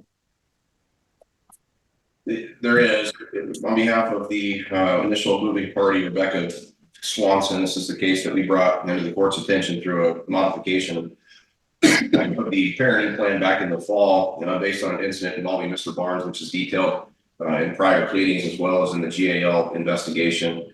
We certainly think that adopting, again, a conservative approach to where we're going right now for this 7-year-old child is appropriate. We do ask that you adopt the GAL's recommendation, which, certainly if I'm reading that correctly, doesn't necessarily say we're going to curtail dad's time permanently, but on a temporary basis, cut back on that a little bit. It sounds like dad has some embedded stressors in his life related to finances, related to his dependence on alcoholism and the like, as well as reading between the lines, some issues in his marriage. So Given the gravity of the circumstance that happened in September, and again, that was only a few short months ago. Again, we have a child who's in counseling. We have a lot of questions in the air, and this piggybacks on the issues that we had last year, which again were detailed to the court as well. I think we need to give him time to process some of this, to continue working his alcohol treatment program. It appears that he's in AA. Good for him. I think that's a positive thing. Hopefully that has a lasting impact. We do agree with the suggestion made by Ms. Height that there be some kind of a mental health evaluation. And I think given the circumstances and that ugly incident back in September, that makes a great deal of sense as well. And in the meantime, let him process through some of these emotional issues he's having, some of these substance abuse issues he's having, and also let the 7-year-old child work with the counselor, get acclimated to things, and everybody just kind of take a time out and take a breather during this process to kind of regroup where we are. Let the counselor confer with Ms. Height. It doesn't appear that there's been any kind of communication between the child's counselor and the GAL. That needs to happen. And we can come back and revisit this in 2 months, I believe was a suggestion of the GAL. I think that's probably appropriate, and just see where everybody is at that time. So we are asking that you adopt the recommendation set forth in Ms. Height's report. Thank you. Ms. Dow? Your Honor, the incident that happened back in September was frightening for everybody, except the child who was not present, and according to the guardian ad litem, doesn't really know anything about it. That includes my client. That was not a pattern of behavior.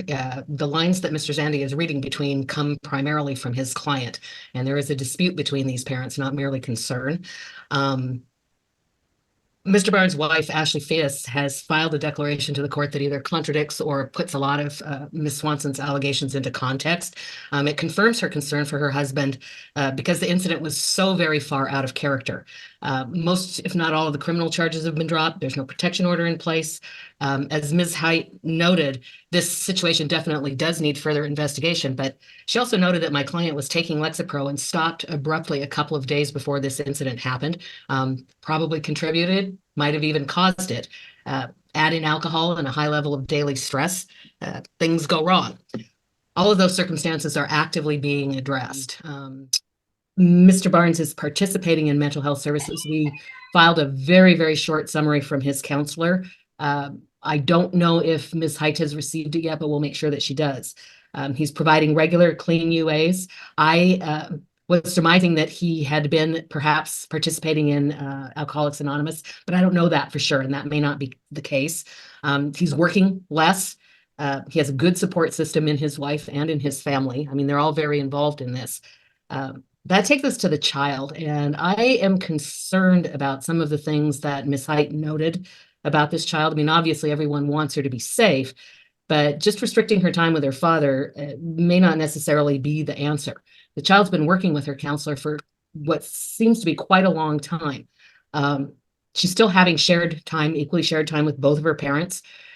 Given the concerns that Ms. Height expressed about this child's ability to pick up on clues and either misinterpret them or misuse them. Again, she's only 7 years old. She appears to be very precocious. The sort of radical change in parenting arrangements that Ms. Height was recommending, I mean, they're understandable, but they could just as easily create more stress for this little girl.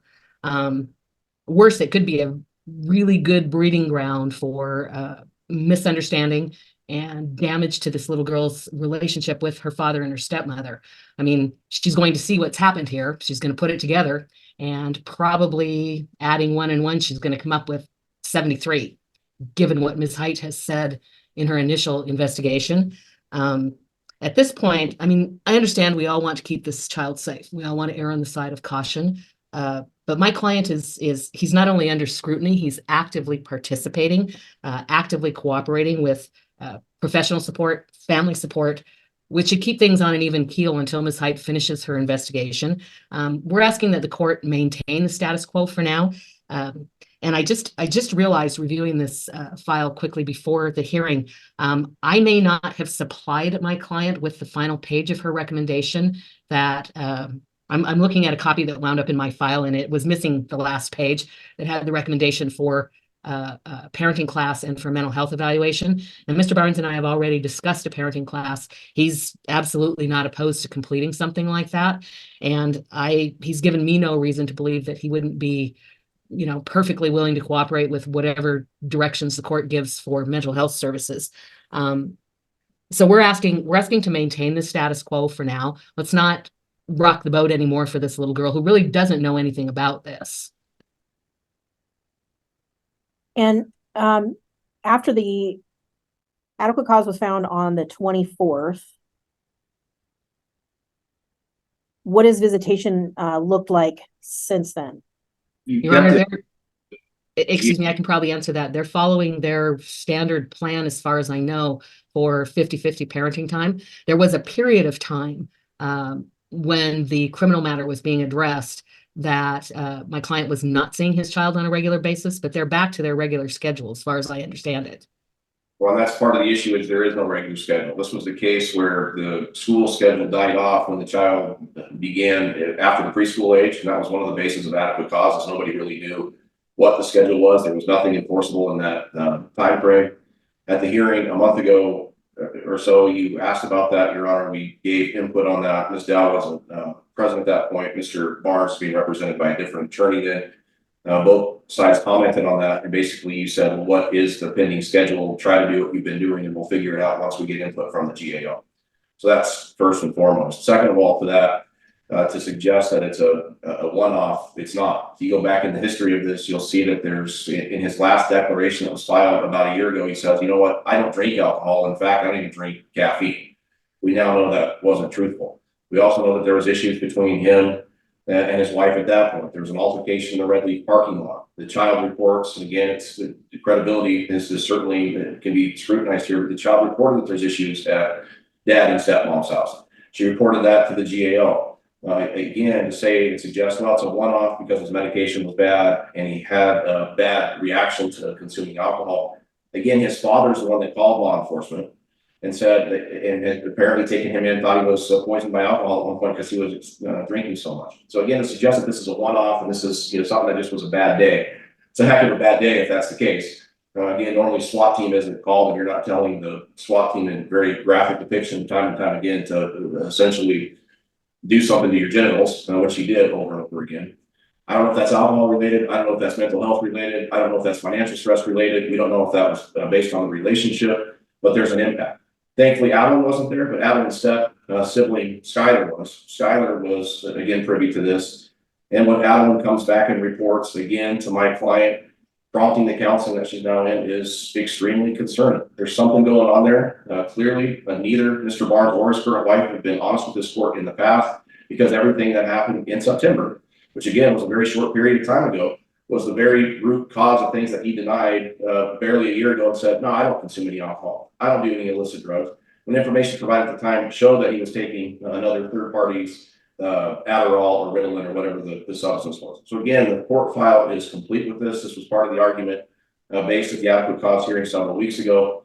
We've tried to patch it together. We've done that. But you wanted ultimately more input from the GAL to see where we're going on this. And there's significant concern. It's not isolated to September. It goes back well prior to that.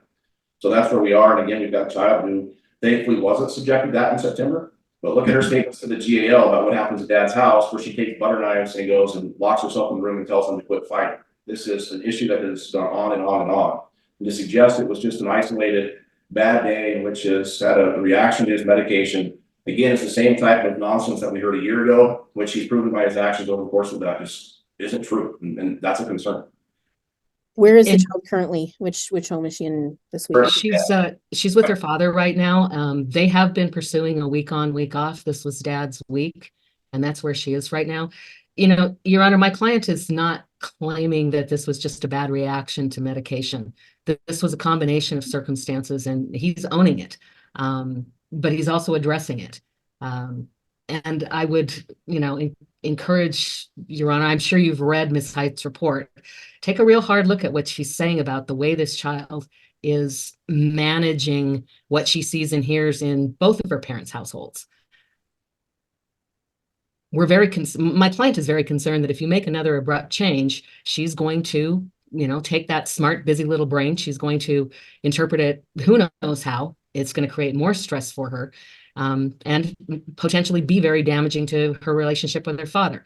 Again, my point is he's under scrutiny. He's cooperating with everything that he is supposed to be doing, and he's doing it voluntarily. He's willing to do more. All right, thank you both. And Ms. Height, I'm going to ask you a quick question. She is, as you indicated, a very bright young child and very watchful and mindful about what's happening around her. So, any concerns for you about what Ms. Dow is expressing concerns about, that another major change will cause her to overthink the issue, read into the issue, anything like that? Well, I'm reluctant to speculate on what might happen or what might not happen. I do know that both of these parents love this little girl and truly do want what's best for her and don't like being in this. And I think I made it clear in my very brief report that this recommendation is not a referendum on either parent being good or bad, or that it really applies to any further recommendation. As I stated, my real concern, I feel like, yes, Dad is working on things, and I didn't have adequate time to go into things as deeply as I will when we meet again at the end of January to review a full bloomed report. So I don't have real concerns that work is going on.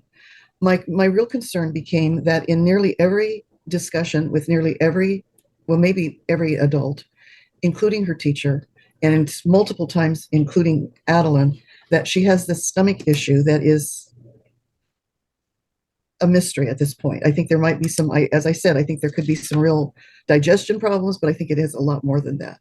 So perhaps I'm over answering your question. As I've tried to evaluate for the short term between now and the end of January, what would be in her best interest, I think because there is quite a disparity in parenting styles, that just minimizing the amount of difference in her life right now as far as parenting style goes will perhaps help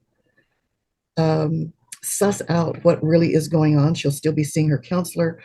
And I'm hoping, of course, to have more opportunities to investigate further in that. Whatever it is that's going on is affecting her negatively, and it is also providing her a way to do some things that are putting her in kind of a driver's seat. She has a tummy ache, and then she gets what she wants. This is not a healthy situation for this little gal. And then obviously, I mean, the story of hers that I quoted in my report about the butter knives, it was pretty obvious that she was growing that story as she was telling it. And that also is a way for her to gain some kind of control. So my recommendation is done cautiously, because I do believe Dad is doing the work. I know that he loves this child. I'm just trying to get as much calmness for her so that we could figure out what's really going on and maybe get over this, because this tummy ache issue has gone on now for months, maybe years. And that to me is as troubling a problem as the original problem with Dad. So is that too much information, Your Honor? I went way over what you asked. No, I appreciate it, Ms. Hyde. Thank you very much. And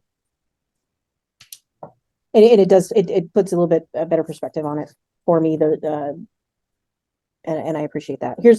So when is the normal, well, I know it's not normal, but the exchange, if it's Father's Week, would normally be on a Friday or a Sunday? It occurs Friday after school, at the school. Of course, we're going into vacation time now. So they've been trading off at Friday. One other quick point I would like to make and ask Your Honor to weigh in on is, whatever your other decisions are today, I would ask you to remind the parents that they are not to discuss this in any way, shape, or form with her or within her earshot and so forth. I think that she, on purpose or inadvertently, has heard more from both households than she should have. And it's not too difficult for these parents to abide by that. Okay, I appreciate that. Thank you, Ms. Height. So I don't know if we have both parties on today, but remind you, please don't discuss this case in front of the child, in earshot of the child. Make sure you're safely away from her when you're having any conversations about this case. Here's what I'm going to do. I'm going to kind of split things up here a little bit. So visitation ends this Friday, exchange as usual. Dad will have 10 to 6 on Christmas Day. And then Mom will have her week. And then as far as visitation moving forward, I'm going to change things up a little bit. So Dad will have the 29th. So at 6 p.m. until Sunday, the 31st at 6 p.m. And then Mom will have primary custody and our next review is the 30th. So then Dad will have the 5th at 6 p.m. until the 7th at 6 p.m. and then back to Mom's house. And so Dad will have basically weekends until the 30th. Yep, every weekend or every other weekend? Every weekend. Every weekend. If Mom has some kind of plans for a weekend upcoming, and that can be accommodated, that would be great. Because I'm assuming if you're operating on a week on, week off, you may make plans based on that. And so if there is any upcoming plans on a weekend, please share that with your attorney so they can relay it to the other party, and we can adjust that. But basically that's where we're gonna sit there until we come back on the 30th of January at 1 p.m. Obviously, no alcohol consumption for Dad in those restrictions. Same provisions, yes. 8 hours prior to and during any visitation, no illegal substances or alcohol consumption. Good. Very well. And Your then Honor, if I could ask one question, I don't know what my client's family plans are over Christmas, but is there any way we can make any accommodation for any plans that he may already have with the child, with his family? Well, his weekend ends on Friday, so I don't know if were there already plans. Your Honor, I don't know. We haven't had a chance to discuss that. I'm just thinking about when the kids go back to school. And unfortunately, I don't have any small children, so I don't know when their return to school date is, but I do know that families do get together in those times sometimes before the kids have to go back to school. why don't you ask Mr. Barnes, and I'll do the same with my client. We can tweak those times if we need to, Ms. Dodd. All right. Yeah, sure. We can If do the that. parties can work together, that's great. Like I said, if there's pre-planned things during this time frame, hopefully the parties can work together on that. Very well. And then presentation on January 5th. 8:45, that's fine. Or do we want to just put something together, Ms. Dow, and then come back and present it on the 30th? Do we need a presentation? I don't believe so. I believe Mr. Zandy and I can probably work out so that the orders accurately reflect what the court's had to say here. If we don't, we could schedule a presentation perhaps. That's good. Okay, that works. Okay. Thank you. Okay. All right. I thank you, everybody. Good luck. Thank you, Your Matters Honor. ready, Your Honor. All right. And I see Miss Erikson present. And I'm trying to make a bottle. I'm sorry. okay. I have we were here last week and on the 12th, and I set this over 1 week to allow some information to be filed by Miss Erikson, and told her she needed to do that by the close of business on the 12th. Nothing has been filed. I file things. What? Nothing's been filed. I filed things. I filed everything in there. I filed everything. How is that even possible? And so, Your Honor, just so you're aware of what. How is that possible? I'm guessing what she filed. We did receive a mental health evaluation from May. It was the original one that I think that we were kind of aware of, but we hadn't seen. It was not collateralized. It's just Miss Erikson, her evaluation. There's no collateral contact with the GAL or my client or anything. It was the initial one that we hadn't seen, but the GAL said at the time, this is not collateralized. We need it collateralized. It was by that same contact that I had informed Miss Erikson that he would discuss it with her if she called him back. We did also get the hair follicle back. It was negative for everything, including Suboxone, which was really kind of shocking considering Miss Erikson claims that she's on 16 milligrams of Suboxone a day. So this is the second hair follicle that was negative for Suboxone as well. I believe Miss Erikson's argument was that her body's used to it, but that's not how it works. It still shows up. Buprenorphine still shows up in your hair, unless there are those shampoos, I guess, that you can get to remove it, but they remove everything. So I am a bit concerned about that. At this point, I'd ask that either my parenting plans be entered as they are, the final orders, Miss Erikson has received those, or that if we're going to do any sort of joint schedule, that my client maintain all decision-making ability, because there's been non-compliance the entire time. We had to go through so many contempts, so many things just to get here, that I am concerned that my client will be back in court next week, the week after, the week after. It's just not going to work. Miss Langford's here as well, the GAL. I know she's been discharged, but I'd ask the court to maybe weigh in with her. We've already had a trial on this. Miss Erikson has had every opportunity to get these things collateralized.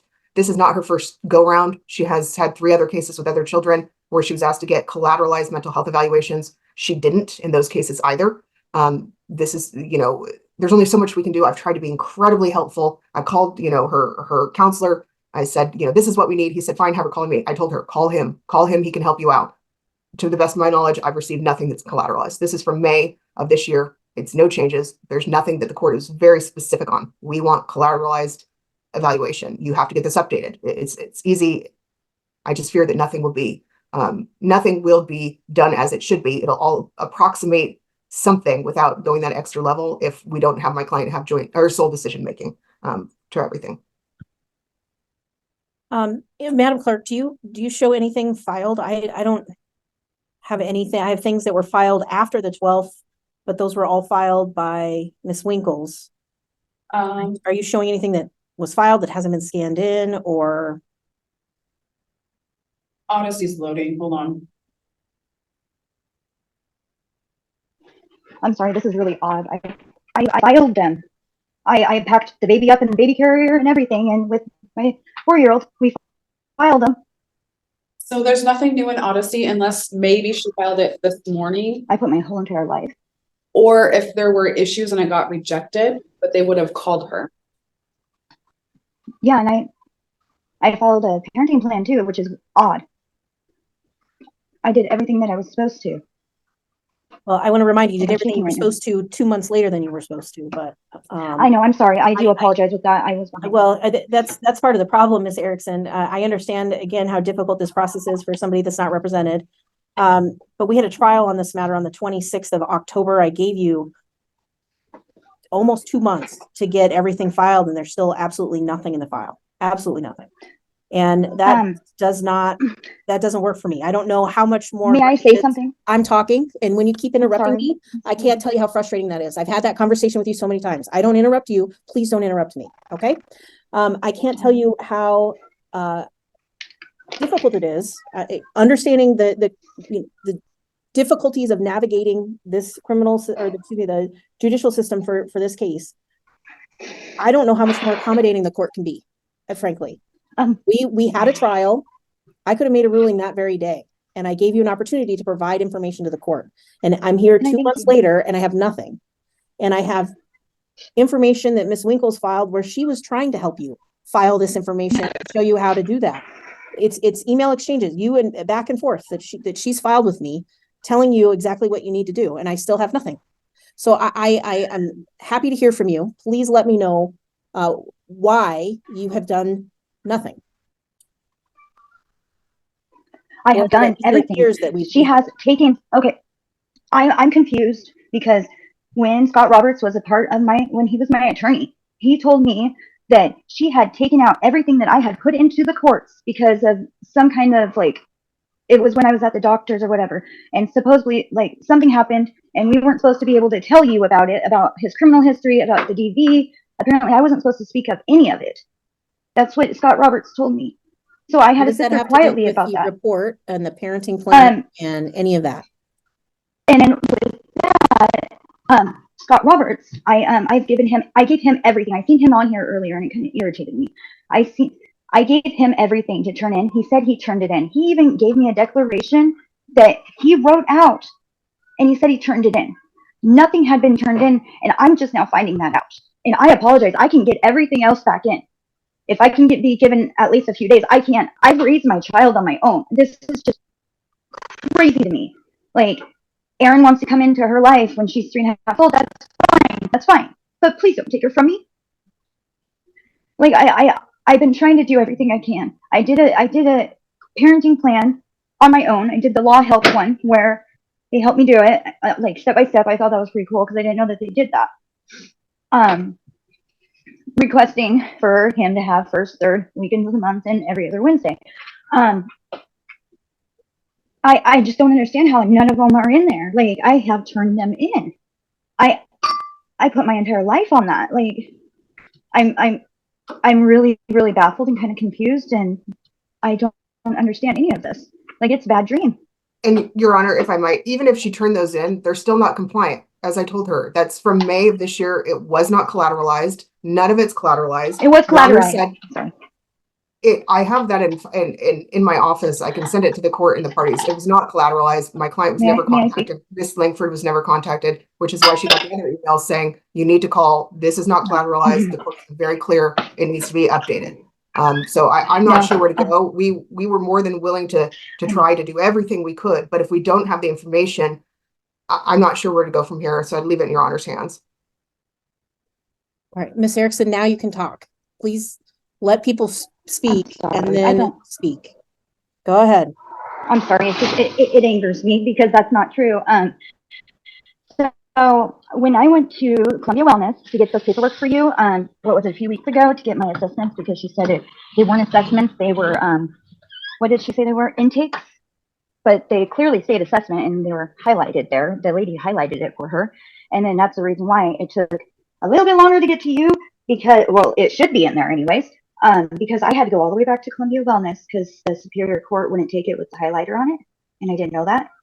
And I was speaking with the lady and I was just basically rambling like I am now and venting because I have nobody else to vent to about the situation.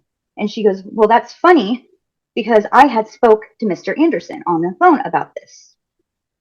He continuously tried to push that they are to contact him for collateral. And numerous times has he been told, and so has his attorney. My counselor even told his attorney. He told me this, that no, you are to call. The ROIs have been signed since beginning, have been signed. They've been done. All they needed to do was call. That was my fault for not telling them Columbia Wellness, because I initially at the time thought they knew it because that's what Vashti told me was Columbia Wellness is where you get it done. I just had the baby, so I was kind of going through a lot, you know, and then plus having threats of my baby being taken from me when I raised her on my own.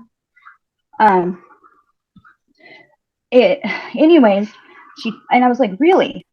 And then she continued to say that she actually had to send him to one of the bigger bosses, and I think his name's Chris or something like that.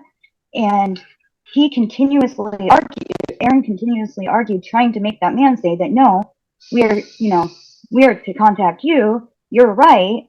And he said, no, they told him that, the ROI has been done. You contact, and they've contact. I was told by that lady, and it showed in my account, supposedly that's what she said, was that they have already contacted over my assessments and stuff. So that's why I'm getting upset, because I'm extremely, extremely concerned on why people are lying so much.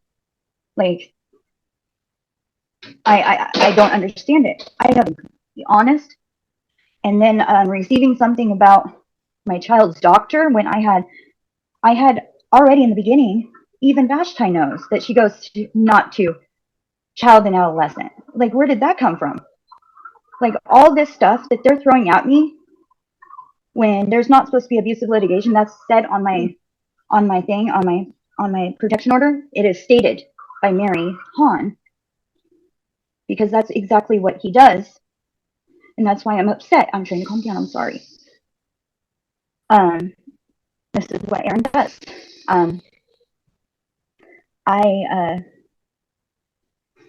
It's just like, it's been one thing after another after another. I've done what I was supposed to do. I thought Scott Roberts did what he was supposed to do. He took $5,000 from us, and we worked hard for that. I don't have that. You know, I can't afford that for another attorney to show that I'm being honest. So I'm trying to use my voice, and it's so hard to do this right now. But everything that has came out from Ms. Winkle and Mr. Anderson is just completely baffling. It's not even true. Like, I don't even understand it. Like, why? My child goes to Vancouver Clinic.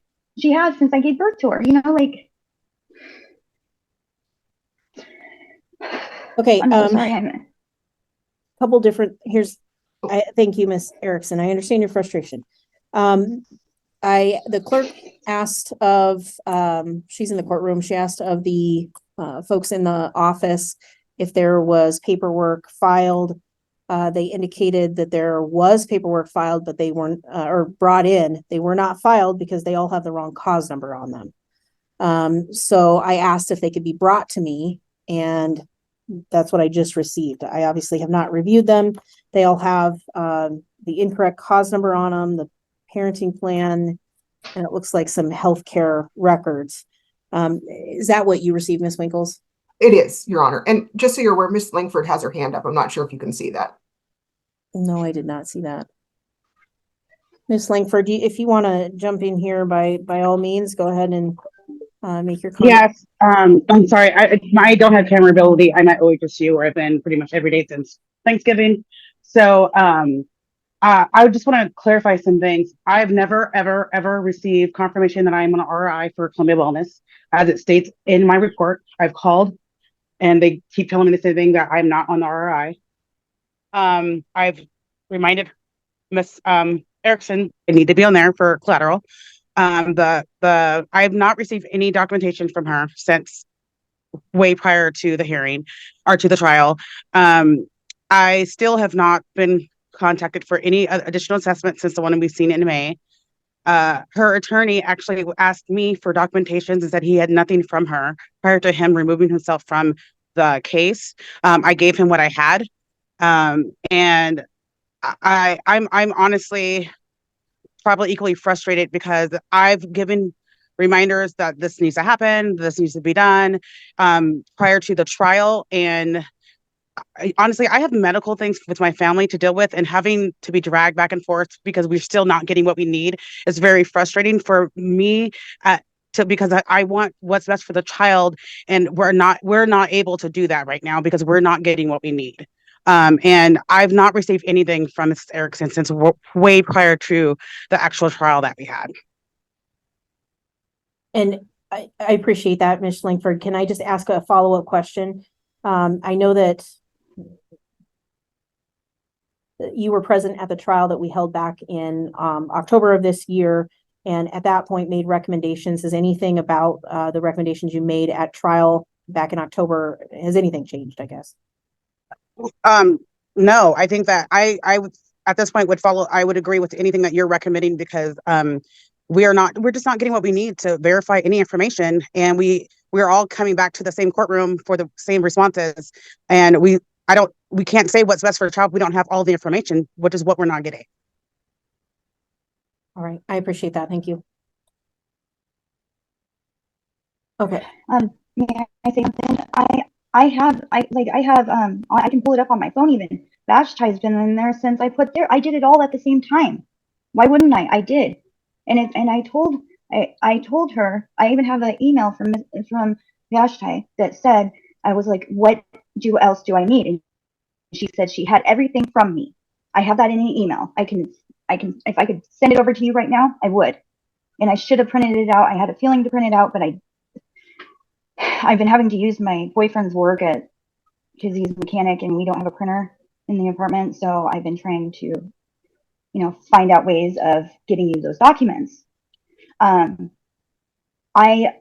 swear I have put all my ROIs in. That was my major deal. Like, that's a huge deal. Why wouldn't I?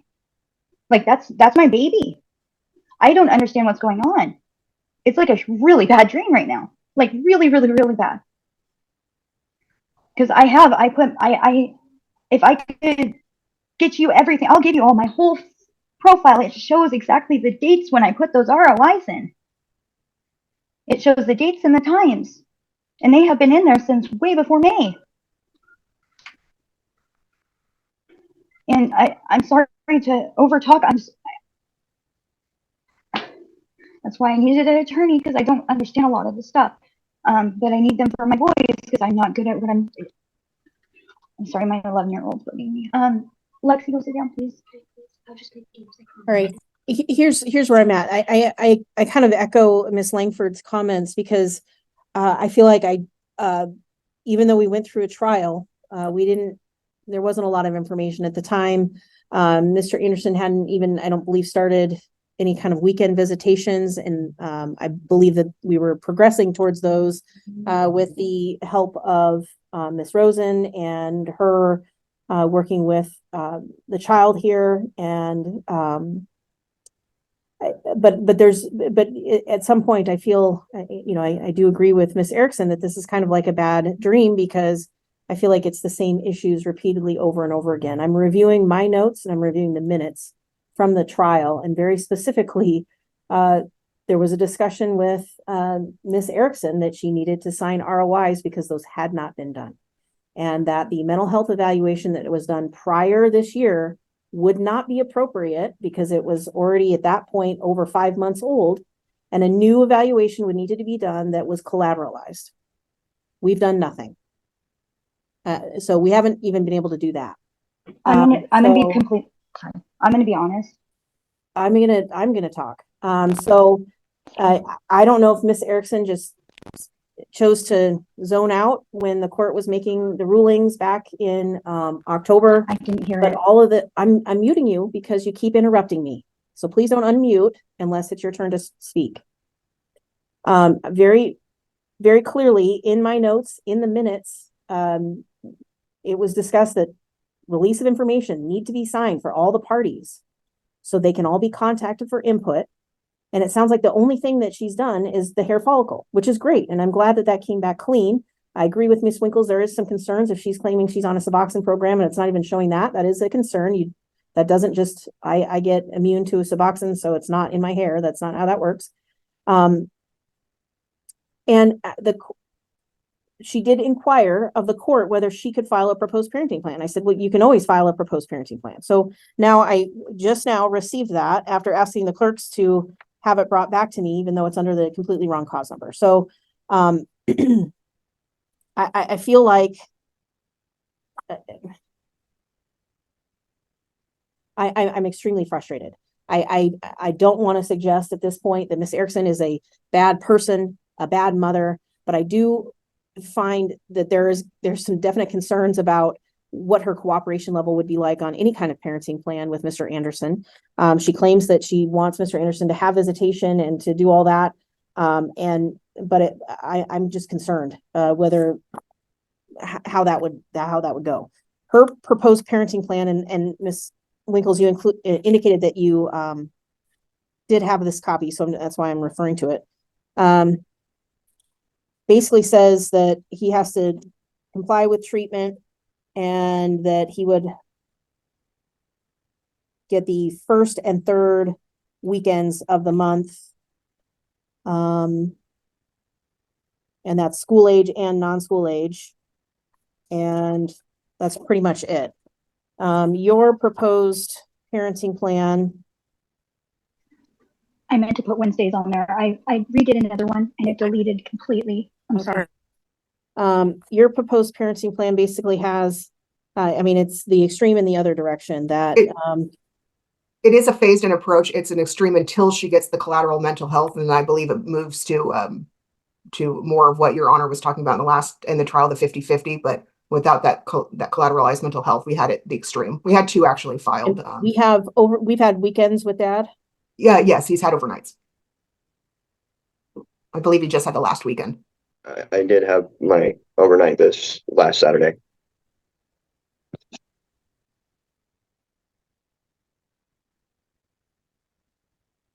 All right. So I do recall we just have layers. I understand Miss Erikson probably is a stressed out single parent. I know that this is not her only child. I know there's a lot going on, and in this, it's hard to prioritize things. But obviously, this was a pretty major situation. I have proposed orders that Ms. Winkles has provided. What I'd like to have happen is so I'm gonna adopt the orders. There's one thing I'm gonna take out the 191 of substance abuse as it relates to Ms. Erikson in the proposed parenting plan. She's a clean hair follicle. There was a history, but her claim is that she's been clean for I believe she said 6 years. So great. I'm gonna take that out of the mix here. So I'm gonna sign this parenting plan. So what that means, Ms. Erikson, is you're gonna have visitation with your child until you get that that evaluation done. And then once that evaluation is done and it's collateralized, then my hope is that we'll move to a 50-50 parenting plan. But you have to get that evaluation done. It has to be collateralized. That includes Ms. Langford, Ms. Winkles, Mr. Anderson. Those people have to have that information. Once that information is provided to the court, then we'll have another hearing and adjust the parenting plan based on that. Is there a visitation that was scheduled for this weekend? Or when was there another? We were going by Charlotte. We were going by Charlotte. Mr. Anderson, was there one for this weekend? We were waiting for what the court hearing was going, and Charlotte wanted me to contact her after the All Ellie knows is knows everything. you're hurting my child. I hope I'm not hurting your child, ma'am, but I No, can't not you, not you, feel- not you. Not, I wasn't talking about you. I wasn't talking about you. I was because he was speaking, and I was just saying that because he never tried until I got pregnant. So it's like I raised my baby on my own. I'm not suggesting that you haven't put the work in, but there's concerns here that have been raised by multiple individuals. I really There's didn't hear multiple the things going on. There was a. I had the baby and I was going through. I went through postpartum. I'm done at this point. I can't argue over the top of you. I've made it known in several court dates what's been requested of you. I've tried to give you ample opportunities to get that done. I, again, am not in any way indicating that you're a bad person or a bad mother, but there are things that the court's ordered that you've basically just ignored. So we have a healthy relationship that's been established between father and child. And my hope is we'll get to a 50-50 plan, hopefully within the next few months. And this is a temporary situation that we're in. But I'm going to indicate, and there is an indication on here that once that evaluation is done and that there is, you're going to have 60 days to get that evaluation done. That doesn't mean the report has to be done in 60 days. That means it needs to be set up and it's just minimum. Let me rephrase that. Doesn't mean the actual evaluation, like the final report from the provider needs to be done in 60 days, but the appointment has to be done and made within 60 days. I'll do it. And then next week. I'm just going to indicate in here. Please. I want to make sure, Ms. Winkles, and please point it out to me if it's in here already that that this, and I don't know if you want to just set a review date or that Ms. Erikson can bring it back for reconsideration once that evaluation is done. I believe it says that she can motion the court the moment it's done, but if I haven't put it in there, that's what I would suggest, just so we don't come back and it's still missing and it looks bad. Maybe as soon as she gets done, if it's done in a week, if it's done in 3 weeks, however long it takes, she can just stick a motion in the court and we can come back. I thought I had it at the end of the evaluation part that she has to do it in 60 days and then she can motion the court. Otherwise it stays the same. But I've done so many parenting plans for this case. I'll be honest with you. Right. I can't remember. It does say, okay, so Ms. Erikson, listen very carefully. It says after obtaining the relevant evaluation, you can petition the court. And I'm going to say petition the court, and it says to begin weekend visitation. And here's what I'm going to do. I'm going to change the language here. So after obtaining the relevant evaluation, the mother, and this is going to basically be an agreement between Ms. Erikson and Ms. Winkles. The mother may. Can I get my custody back? Can you hold on? Is there a while way to do talking? that? The mother may begin sorry. weekend visitation. So evaluation's done, mother starts weekend visitation. Once the evaluation is done and all the parties have received the report, then mother may petition the court for a change in the parenting plan without an adequate cause finding. So what that means is that once we have the evaluation, everybody's seen the evaluation and been able to weigh in on the evaluation, you come back to court and then we look at the parenting plan and decide what is best moving forward. Once we have that information, once you've done the evaluation, your weekend visitation would start. Does that make sense? Okay. So after evaluation, sorry. Go ahead and ask the question, Ms. Erikson. I'm so sorry. Don't apologize. After I do the collateral, I don't have money for an attorney because that man stole our money. I don't know what to do. I raised her. Like, when can I get her home? That is my baby. It's our baby. It's But he exactly, just now came into the picture.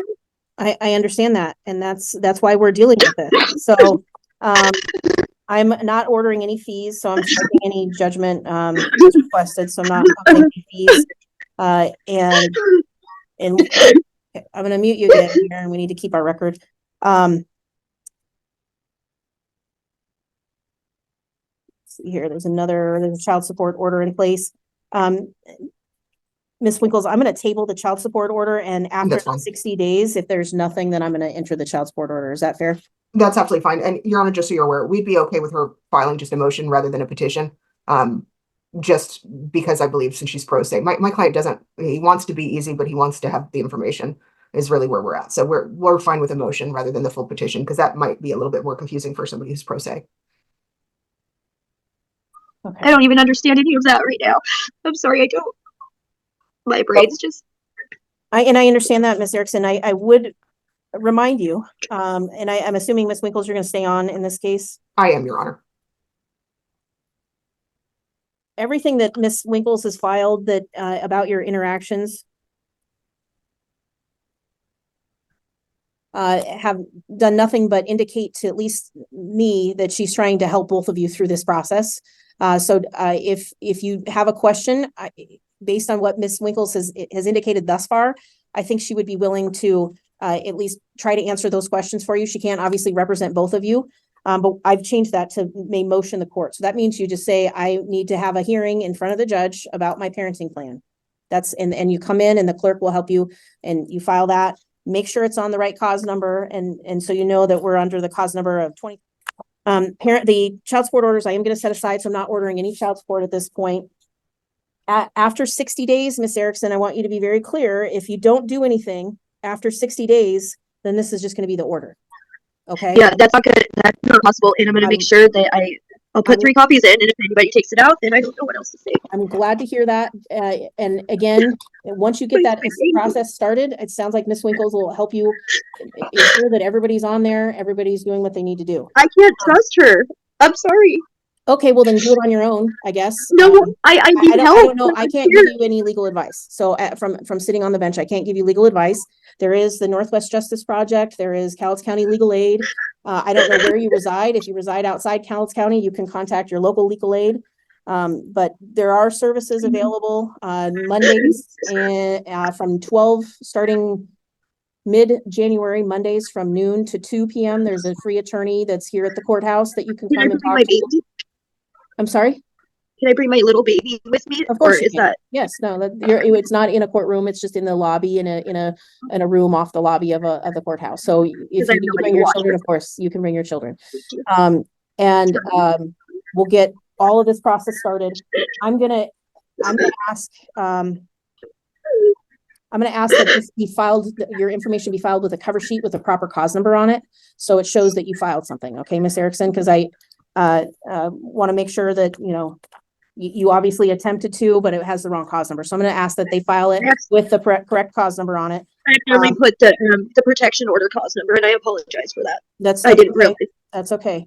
I'm going to ask that, I don't know if, how am I going to I think Miss Rosen is probably going to need to, any counseling sessions that we can set up in the next week or two are probably appropriate. I would like the exchange to happen if at all possible. So Ms. Erikson would exchange the child with Mr. Anderson on Sunday, the 24th, no later than. There's a protection order. Can my dad do it? 6 p.m. Absolutely. Okay, so I want you to have some time on, and if you want to, if the parties agree to a later time on the 24th, that's fine, but the exchange on the 24th, so mom gets Christmas Eve and then dad will have Christmas Day, and then we're going from there, okay? Your Honor, I Sorry, just want to say, Langford? if she needs help with things that I can help with, I'm totally willing to help her. But I can't help with everything, obviously, but I'm willing to help where I can. I ask you. Well, Miss Langford's indicating that she's willing to help you. I don't know, I understand you're frustrated and I don't understand you don't like the court's decision, but it's time we need to get this sorted out and you need to follow through with what the court requested of you 2 months ago. So that'll be the order of the court. If it needs to be brought back, any other No, get out of it. presentations, or if it needs to be before me, that'll have to be Fridays come the new year. All right, thank you, Your Honor. 608, Ms. Bliss is here.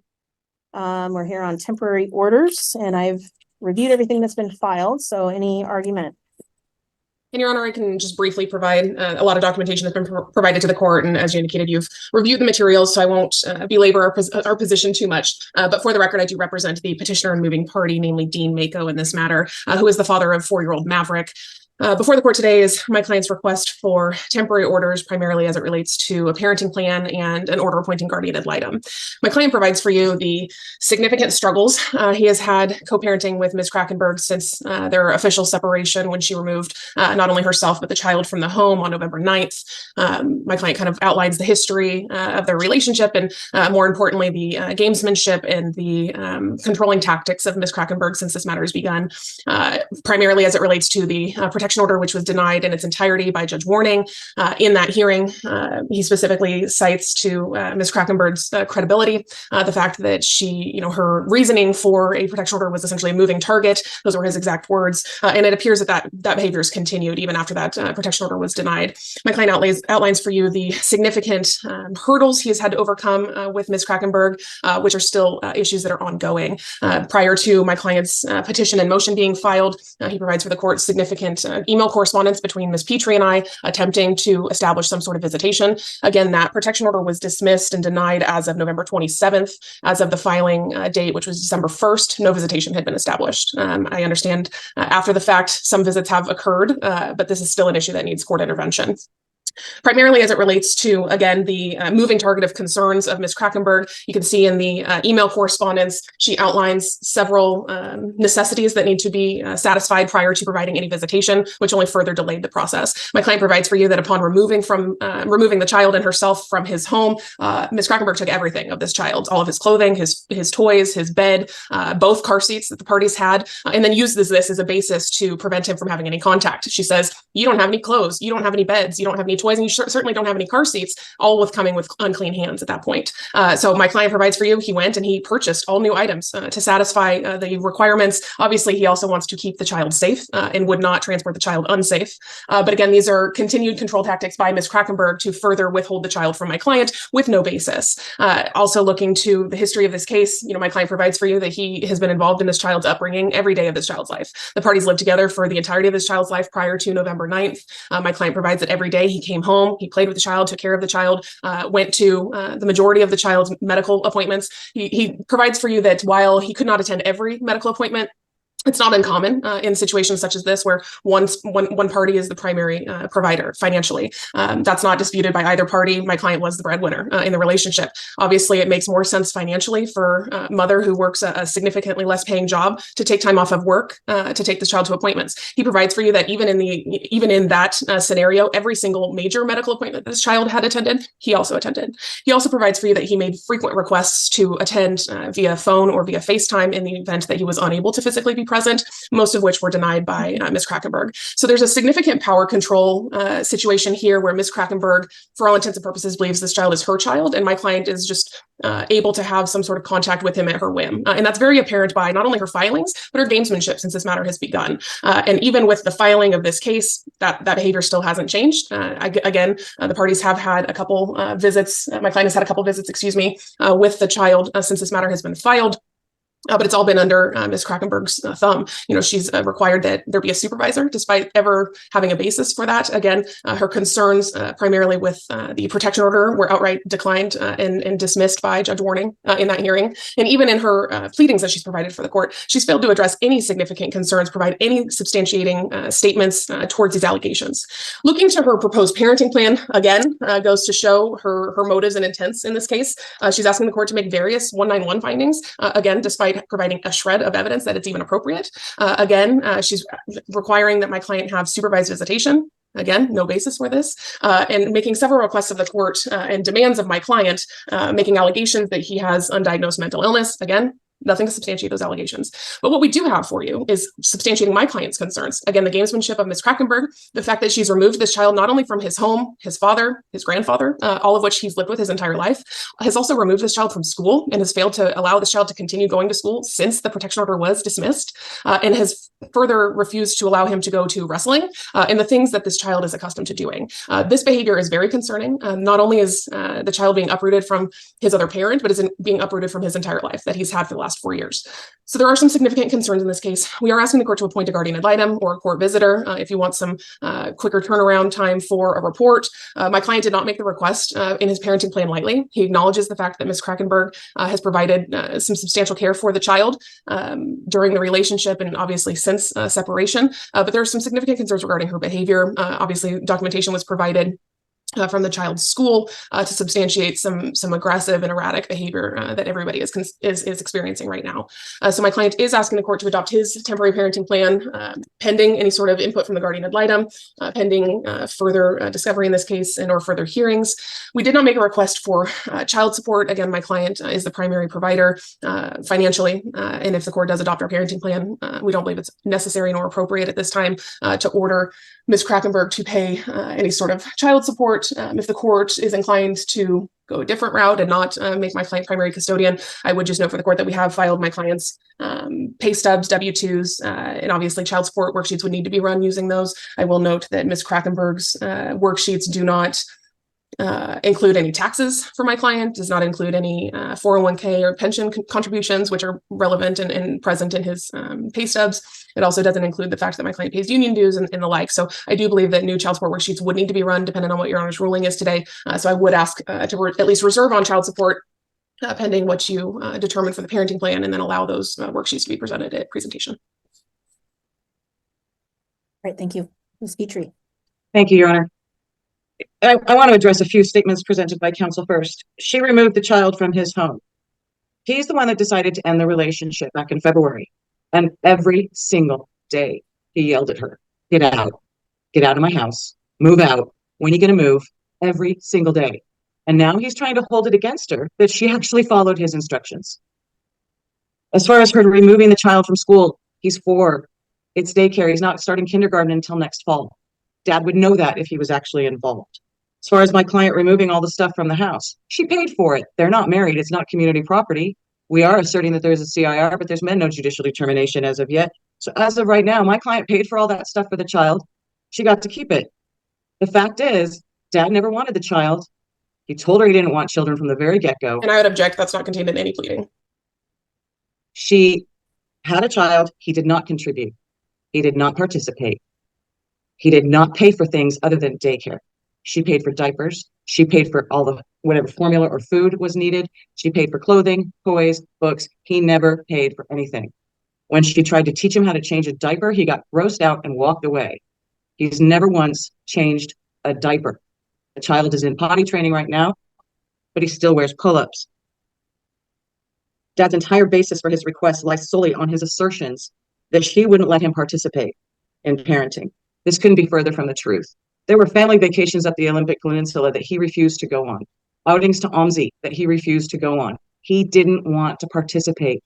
He claims that he should be the primary parent, but he shows nothing. He doesn't even list in his declaration the things he did to be a primary parent, except attend major medical appointments.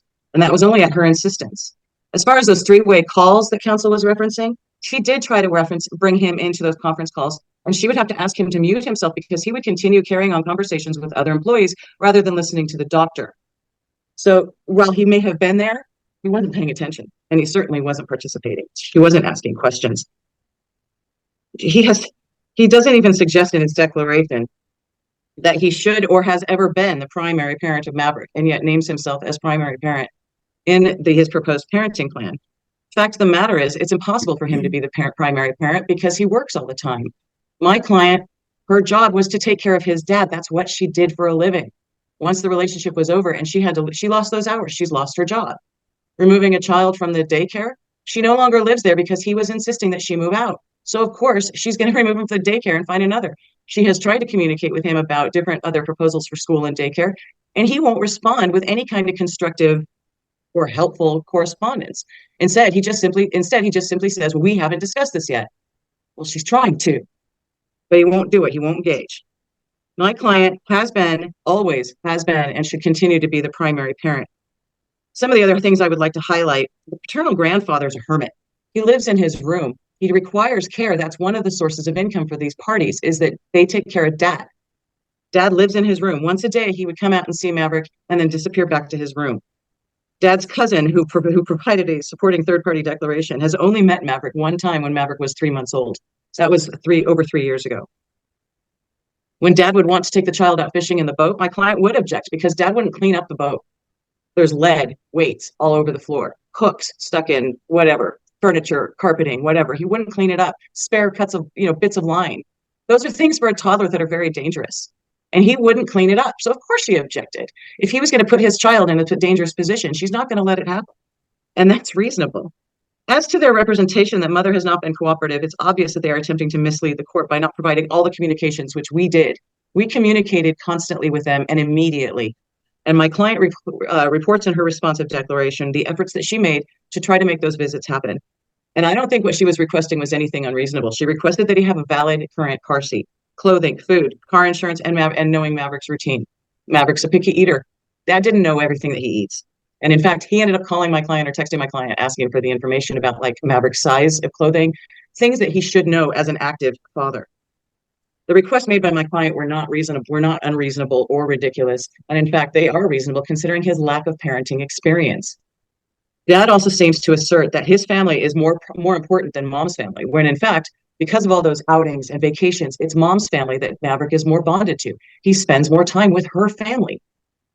That's how it is. It may not be what dad wants now, but that's exactly what he was perfectly happy with up until November of this year. And he's been invited on every single trip, and he only goes to the ones that interest him. So OMSI, well, that's good for the kid so the kid can learn, but he's not interested in going, so he doesn't go. My final point, Your Honor, is just a re-emphasis on the fact that this was dad's choice. He wanted to end the relationship and he kicked my client out. She lost her job because of it. So it's by his choices that she's in this position and had to move someplace away where she could have family support and be able to take care of Maverick. That puts her 38 miles away from his current daycare. Oh, as to the wrestling, the child is not interested in doing wrestling. It was a 2-week thing. They had signed him up. They took him. It was an introduction. He had more fun just running around and playing with kids and actually learning anything.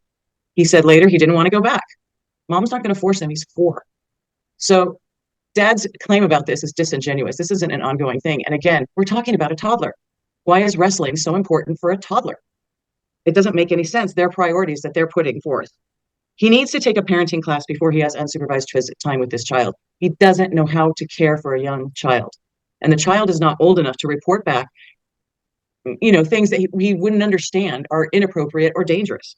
So mom's concerns are very valid, and we are asking that our parenting plan be adopted. That dad does have to go through some evaluations and at a minimum, take a parenting class so he knows how to take care of this child. Thank you. Just a quick question. She's residing in Lewis County now? Yes. Okay. Thank In you. Chehalis. But she didn't move there until November, so the residency is still valid. Okay. Ms. Bliss, any response? Just briefly, Your Honor, and again, I urge you to consider the timeline of events. Contrary to counsel's arguments, my client did not kick Ms. Krackenberg out of the house. He provides for the court that while they separated in February, they continued residing together, continued sleeping in the same bed, all until November 9th, when she made the decision to leave upon no notice to my client, aside from him seeing the U-Haul truck pull up. It was at that point that she had sought and received an immediate restraining order, which prevented him any access to his child, which was ultimately denied by Judge Warning for lack of basis, and Ms. Krackenberg's credibility was considered questionable at that point. Again, I asked the court to consider her credibility here. Again, a lot of statements made by counsel simply are not supported by any evidence provided to the court or my client. There's a lot of discussion that he has no ability to care for this child. Nothing's ever been provided. He has the ability to care for the child and wishes to do so. My client provides for the court that he has worked with a big concern of Ms. Krackenberg was my client's work schedule. He's provided to the court that he has worked with his employers to modify his work schedule to accommodate his time with Maverick. He provides for the court that while he cares for his father, that's in home, even even provided by Ms. Petrie. It's not denied. He provides for care for his father while in home. So this isn't a job that he has to leave the home, leave Maverick for. And it's frankly something both parties have done the entirety of this child's life. Going to counsel's point that Ms. Krakenberg lost her job, this is factually inaccurate, and even provided by Ms. Krakenberg. She has a job at the school district, and she has taken leave from work. She didn't lose. I was her referencing, objection, Your Honor. I was referencing the job associated with caring for the father, not the school district job. Okay. Nevertheless, she has a job. She has simply chosen to take a leave of absence, whether she stopped working to care for the father or not. She has employment. She's simply chosen not to work to keep the child in her primary care and avoid any potential chance that my client could see this child. And that's evident by her behavior. Again, removing this child from everything he's ever known, removing him from his father, his grandfather, his school. He is in preschool, and that is provided to the court. Daycare or not, preschool or not, this is a routine that is previously bent out of shape for by Ms. Krakenberg, that my client needs to know his routine. Well, frankly, mother is removing that entire routine from this child's life. He's been removed from school, he's been removed from wrestling, and my client has been denied access to his child. Again, considering the timing of this matter was filed on December 1st. The documentation provided by Ms. Krakenberg were clearly timestamped after the date in which this was filed. Whether it was the same day or not, I simply cannot provide emails that have not occurred yet at the date of the filing. So I do want the court to consider that, consider the credibility of the parties. Ms. Krakenberg's has already been questioned by one judge in this county. So I am asking the court to consider that as well. Again, my client does not want to keep Maverick from Ms. Krakenberg. Again, he did not make this request lightly. However, Ms. Krakenberg's erratic behavior, her need for control, and her withholding the child with zero basis to do so is concerning at best. So we are asking the court to enter at least a temporary order allowing my client primary custody of this child. Again, not making this request lightly, asking the court to consider the behaviors of the parties. Ms. Krakenberg's is concerning at best. We do need some sort of guardian ad litem appointed in this case, or a court visitor to provide more information to the court. Again, I ask the court to consider not only the credibility, but the evidence that's been provided to you. A lot of the requests of Ms. Krakenberg simply fail to provide any evidence to substantiate her requests. Could I just say one last thing, Your Honor? Yes. Thank you. Just very, very quickly. Father has had FaceTime visits December 4th, 6th, 8th, 9th, 11th, 14th. Child had surgery on the 15th, and father was well aware of this, and that's why they pulled him out of daycare, because he couldn't be around anybody for 2 weeks prior so he could stay healthy. December 15th, lots of FaceTimes and calls, December 16th, 17th, and 18th. He also had in-person visits on December 1st and 2nd. So I'm not quite sure where counsel's coming from with this. She hasn't been withholding. He's had contact, but they also have been aware that he's had this surgery coming up, and they need to make sure that he was isolated and protected from getting any kind of illness prior to the surgery. And he is now recovering from surgery. I find it interesting that Ms. Bliss left that part out. And again, Judge, my motion was filed prior to all of the visitation. So that is what I'm referring to with withholding, and that absolutely did occur. She was responded to the exact same date. All right. May I have the next three names on the list, Ms. Terry? They are Keith Lawrence, Heather Kell, and Sherry Evold. I would strike Mr. Lawrence. As would I. I prefer Heather Cole. That's fine with me. All right. Ms. Kell will be appointed to as a guardian ad litem in this case. I'm working off Ms. Petrie, just so you're aware. Ms. Bliss did provide an order appointing a guardian ad litem, so I'm just going to use that. It seems to be in its standard form. Added Ms. Kell's name to the front of that. Investigation would include all the standard duties and any issues related to parenting plan, and any other issues regarding the safety of the children. I'm going to set, well, there's dates that were already pre-populated. If these work for everyone, then we'll just keep them. The 30-day compliance review for January 23rd, the interim GAL for February 20th, and the final GAL for April 23rd. Do those dates work for you, Ms. Petrie? I believe so, Your Honor. We'll just keep all of those at 1 p.m. I'm going to indicate private pay on here. I don't, Your Honor, my client's unemployed. I would ask that father be ordered to advance the fees subject to reallocation. Or alternatively, you can put her at county pay and he at private pay.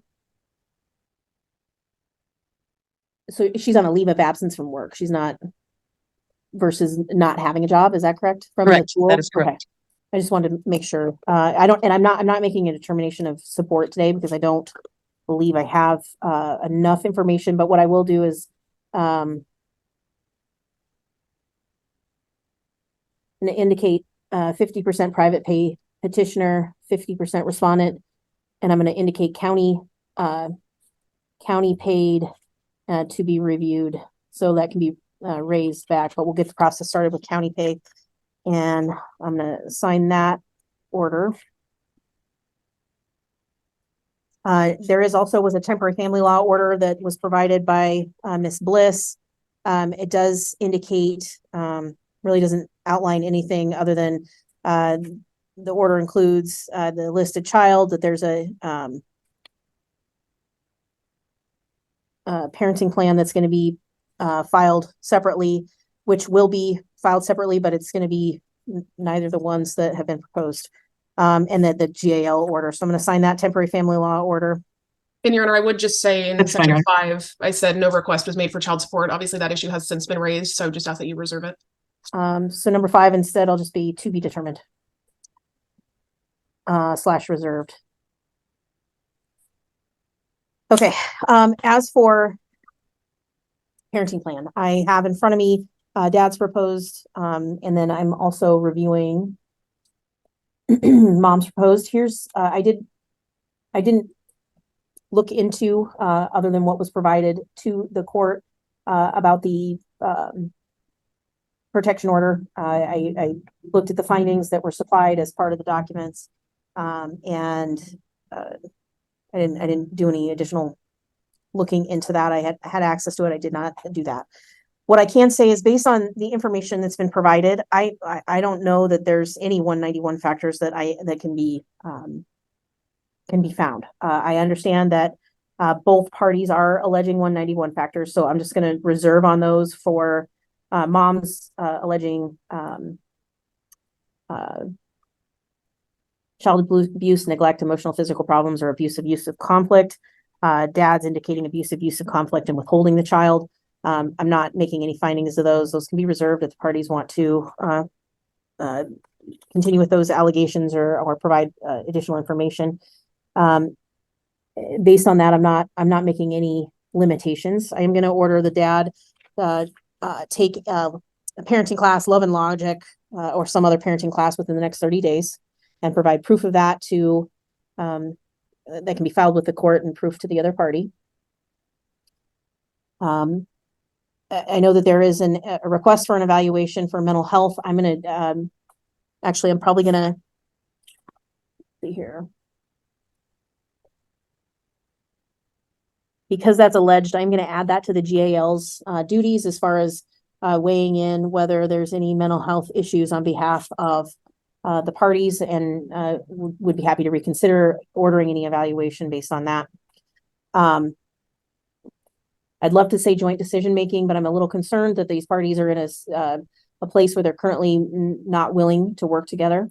It does appear that mom has sort of taken the lead role, and that's likely because dad served as the working party between the two. So I'm not making any, negative findings for dad because of this, but mom likely took a more of a lead role in determining, making health appointments and things of that nature. So I'm going to have that healthcare be limited to mom at this point.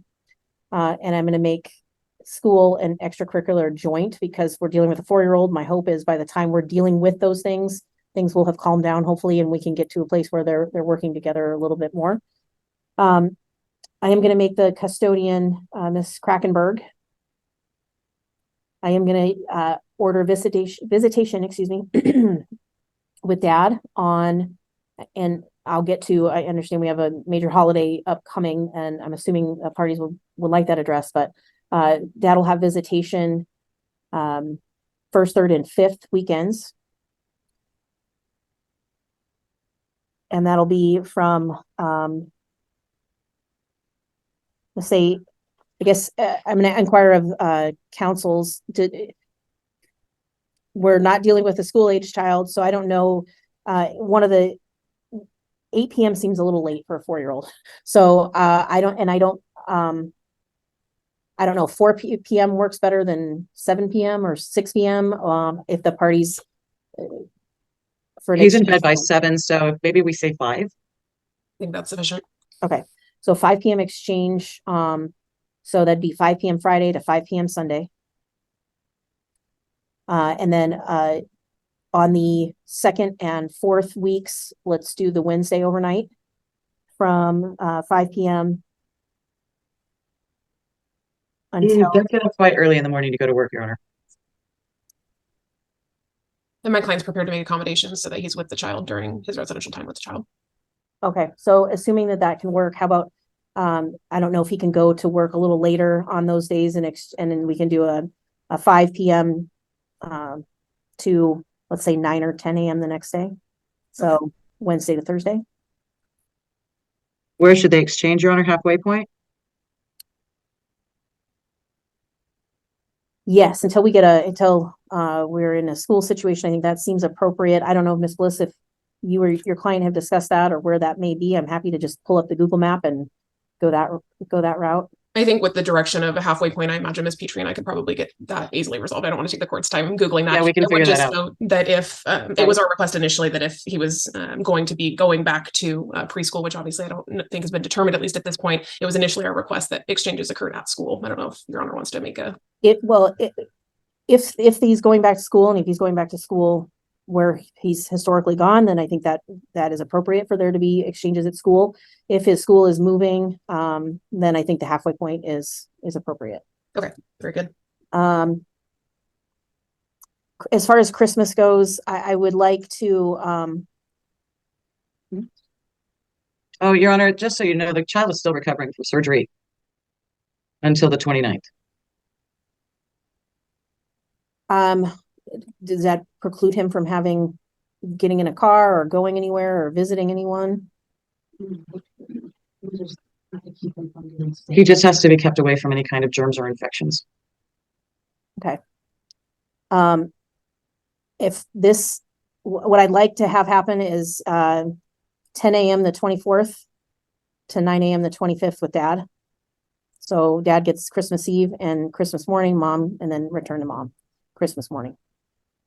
Okay. All right. And presentations for me, if it's not agreed after the first year, would need to be Fridays at 8:45, unless you think you can draft one and submit it ex parte. I think we can have an agreed order. Spliss and I have been able to get along before. All right, I will file that temporary family law order and order appointing the GAL, Ms. Hale. And just a request or a point of clarification as it relates to decision making. I know you indicate that Mom essentially is going to make the healthcare decisions. I would ask if Your Honor would be inclined to include some language that simply indicates that she'll notify my client of any major decisions. My concern is obviously I would tell her to do that anyway. Okay, perfect. Yeah, I think fine. I have no that's problem with that appropriate. language. I think her being the point person for scheduling but if there's another surgery, if there's a complication, anything like that, I would hope that the parties would, as quickly as possible, communicate that to the other party. I will, of Good course. afternoon. Thank you both for your patience here. It's been a long afternoon. Okay, we have a few different things. It looks like there's a request to transfer to mandatory mediation. There's a contempt and a request for some temporary orders. And I believe that Mr. Bierbauer, you're the moving party in these. So I have reviewed everything that's been filed. I do have all your proposed orders in front of me. So if there's anything that you at this point would like to state, I am all ears. If Ashley wants to go first, that's fine. If she wants to try to talk about this, then that would pretty much. So you just want to stand on your documents? Yeah. All right. Ms. Bierbauer, any response to those requests? Yes, I turned in declarations yesterday. I was served with these papers last week for this court hearing because I don't have a lawyer, and I think he served my lawyers instead of me. So I did note, and because you're here, I kind of ignored it, and I apologize for interrupting you, but I did note that it looked like your attorney was served and right around the same time that they withdrew. You're here. I don't know when you got notice of this. I will tell you that I do see that your declaration made it in. I don't know, but I do want to inquire whether you feel you had ample time to respond because of the notice. Well, I wasn't able to get my medical records to send to you to show that I do not have any drug or alcohol abuse in my history. I'm not on drugs. So that is a complete unbiased and slanderous comment. So I can get my records, but that takes time. And so I have been in contact with my doctor yesterday, but it of course goes through records and you have to take the time to get it from them. Okay. what I'm going to start with, the first thing I'm going to start with is, there's a motion to transfer this case to mediation. Is that something that you're at all interested in? Because frankly, if you're willing to mediate, then I may not want to make a decision on any of these things and allow you to work with an independent third party to try to mediate this situation. If that's not something you're interested, then we'll move forward and deal with all these. Your Honor. Yes. I'd like this done and over with. I don't want my last name associated with her current boyfriend and his past and her. I want it done and over with. Well, you're the one who filed the motion to transfer to mediation. I was following what I was told to do. Was I had to file the mandatory mediation paperwork to start the process because of the time restraints. Or it's coming up on almost a year of court, and I've missed a lot of work for these court dates. Okay.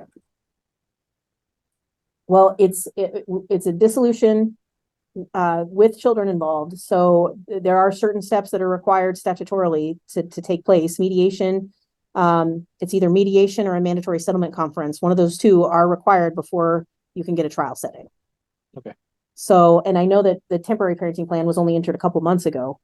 Yes. One of the allegations is that since that's been entered, Ms. Bierbauer hasn't been taking part in those visitations. No, she hasn't. Which is the basis for the contempt that was filed. So, in either a mandatory settlement conference, or if you go to the private mediation, that's available through, it's essentially a referral from us to mediation, you're able to essentially finalize this case if you come to an agreement. So I don't know, if you go to mediation, that's not scheduled through us. So that's independently, you're calling the mediation center, you're getting an appointment with them as quickly as you can, which in some cases they've been able to meet within days of calling. And they work with you, work through the process. And if they're able to resolve it, then they get finalized orders back to the court and it's done. If you do a mandatory settlement conference, that's a judicial officer, either a commissioner or a judge, that hears your case and tries to resolve the case. You can also do a binding settlement conference. This may be too much information, but that's basically where you go to a mediation type setting with a judicial officer and ultimately the judge makes a decision. So it's kind of a informal trial process that you try to mediate your way through and find agreements between the parties. So if both of you are saying, let's try to get this set up for mediation right away, then I'm not gonna address all these issues. I'm gonna see if you guys can find a medium ground to work on, and maybe even resolve your dissolution and the parenting plan all in one blow. If you don't want to do that, then we'll deal with all this filings today. So I want to deal with all the filings and do it the other way, whatever the settlement or whatever it is. You want to do the settlement way? Yeah, because I want to get the other two deals that I filed taken care of today. It's tearing my boys apart. Okay, so you want to do the contempt and then the other things go the other way? Yes, Your Honor. Do you have a response to the contempt? The contempt is that you're not sorry, I gotta pull up the right document here, that you've not picked them up for their scheduled visits on several weeks since that parenting plan, the temporary parenting plan, was entered back in September. Any response to that? Yes, I put my declaration. It's in my declaration. So I was involved in a rollover car wreck at the end of August. That kind of messed up September for my visitations. My mom was here for the first visitation because I was on pain meds for my back and I had a severe concussion. As far as the rest, I no longer have a vehicle. I was using my mom's. She moved to Montana in September. So without a vehicle that is running, I have not been able to get the kids. I've told him, I've asked him to bring them to me. He will not. He says that is not in the paperwork, and that unless I come get them with a vehicle, that I cannot take the boys for my weekends. I have told him that, and he has continued to take my boys to the pickup point, which is detrimental to them. This is not okay. And he has pretty much makes them feel like I have forgot about them. Even when I gave him a heads up, I still don't have a vehicle. I have told him every time ahead of time, there's no reason he should show up and try to make me seem like a monster to my children. I call them every Wednesday. In September, I did miss some because I was recovering, Other than that, I call them every Wednesday. Even when Mason's too tired and goes to bed, I still talk to Hunter. We have a great conversation. And I'm always telling them how proud I am of them and what they're doing. And I ask what they're doing. I'm not being told about Christmas recitals or anything. So my kids are like, well, you didn't go, Mom. Yeah, I didn't know. And I was hoping there was another one and there wasn't. So I'm also not being incorporated into their lives to be there for them. I have finally made it to where I'm going to have rides for them, but I haven't been able to just because with my mom leaving, I really don't have many people here to make sure I can get rides to there. I don't have a lot of friends or anything like that. I don't have family that I am with, like I can ask for those things. So, like right now I have a ride for Christmas to go pick my boys up whenever he decides I'm able to do that.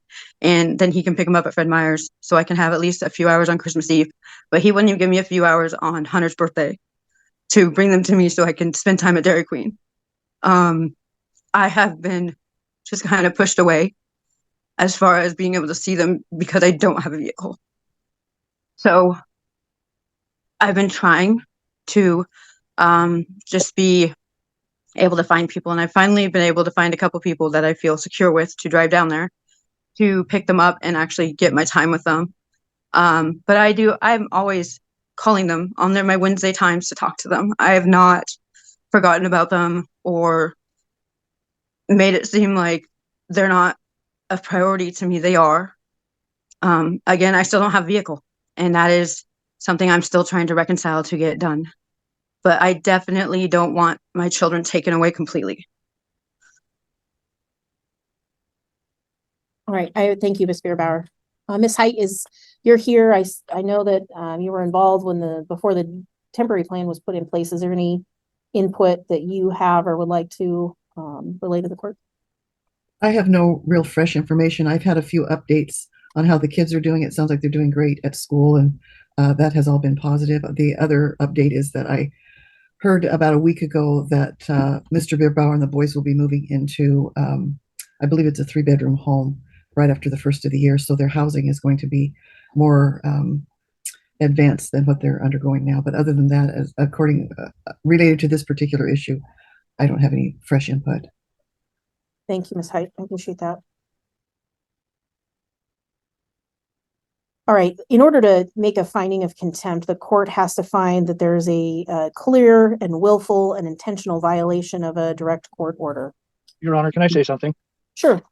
On 12/13 of this month, Ashley told the boys that she was doing the Walmart deliveries again. And that's when she stated that she could not pick them up because she didn't have a vehicle. And to my understanding, in order to do the Walmart deliveries, you have to have a vehicle. And another thing is, she states she doesn't have the vehicle.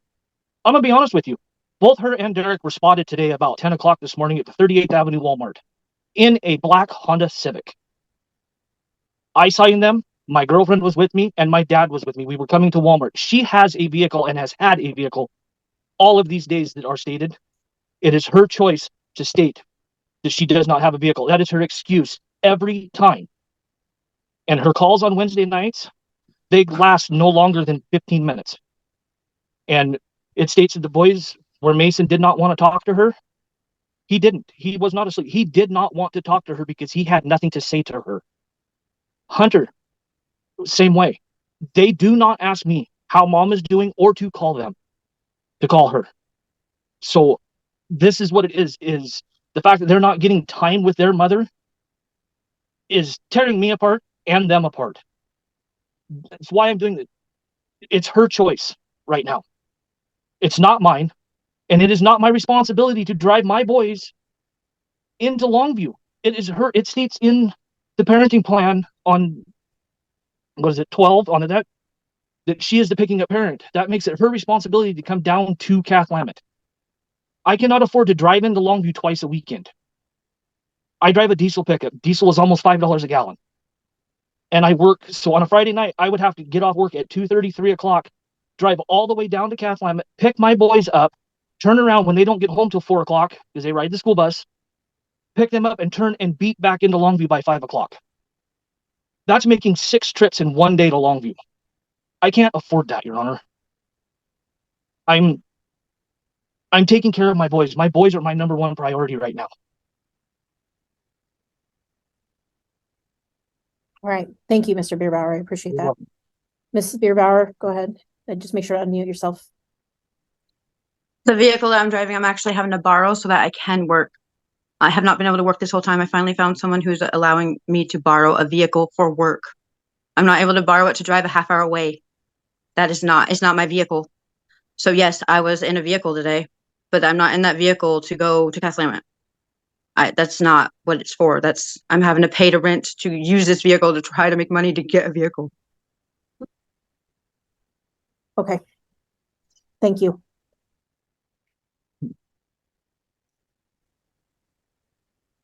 This is clearly a difficult situation. I think finances and the distance is obviously a concern, frankly, for both parties. I completely and totally sympathize with father's frustrations, and frankly, the fallout from these visitations not occurring, he's bearing the brunt of that. I completely understand that, and I appreciate that very much. And I'm sure it's been unpleasant. And my hope is that there will be an ability of mom to follow the parenting plan, make these visitations. But frankly, there's nothing in, and I'm sure Mr. Bierbauer disagrees, but I don't see anything that mom is intentionally and willfully violating the court order by not visiting these children. I'm talking now. There's visitation issue, or excuse me, there's the car issue. I know there's a disagreement about whether she has a car. If she's making the phone calls, and it does appear that most of the phone calls have been made. There were some missed phone calls listed in the allegation, and those were from, I think, the September timeframe. It's been a long time since she's actually seen the kids. My concern is, and this is directed to Ms. Bierbauer, the longer you go without seeing them, the harder it's going to be for them to maybe want to see you. And I don't, and that's going to be an added issue for both you and their father. So my hope is that this can be resolved. I'm not going to make a finding of a willful violation. And so I'm going to deny the request for the contempt. I will authorize the mediation request. What I'm going to order the parties to do is reach out to, and Ms. Height can provide some information or assistance in this, but reach out to the mediation clinic. My understanding is that turnaround time on that can be very quick. So that's something that you could get scheduled potentially for next week or the week after. They're more than willing to work around work schedules and accommodate that thing. So I know that Mr. Bierbauer, that's a concern for you. But it sounds to me, my understanding is they could probably get you in relatively quick and start working on a resolution. If you aren't able to come to a resolution, then unfortunately you're back here. So Mr. Bierbauer, go ahead. Can't remember what date it was, but she did state to the boys that she has no home. She was couch surfing with people, and that she had lost her home, her job, and her mom, because her mom moved to Montana, which I understand. So there's that. And I'm also going to bring something up here. It was about 2 weeks ago. I was assaulted by her boyfriend in the Walmart parking lot. She showed up unannounced in front of my vehicle at the 38th Avenue Walmart parking lot. And I politely said, "It is not your weekend. You did not contact me. You need to leave." And then her boyfriend, Derek Williams, decided to get very aggressive with me and come at me.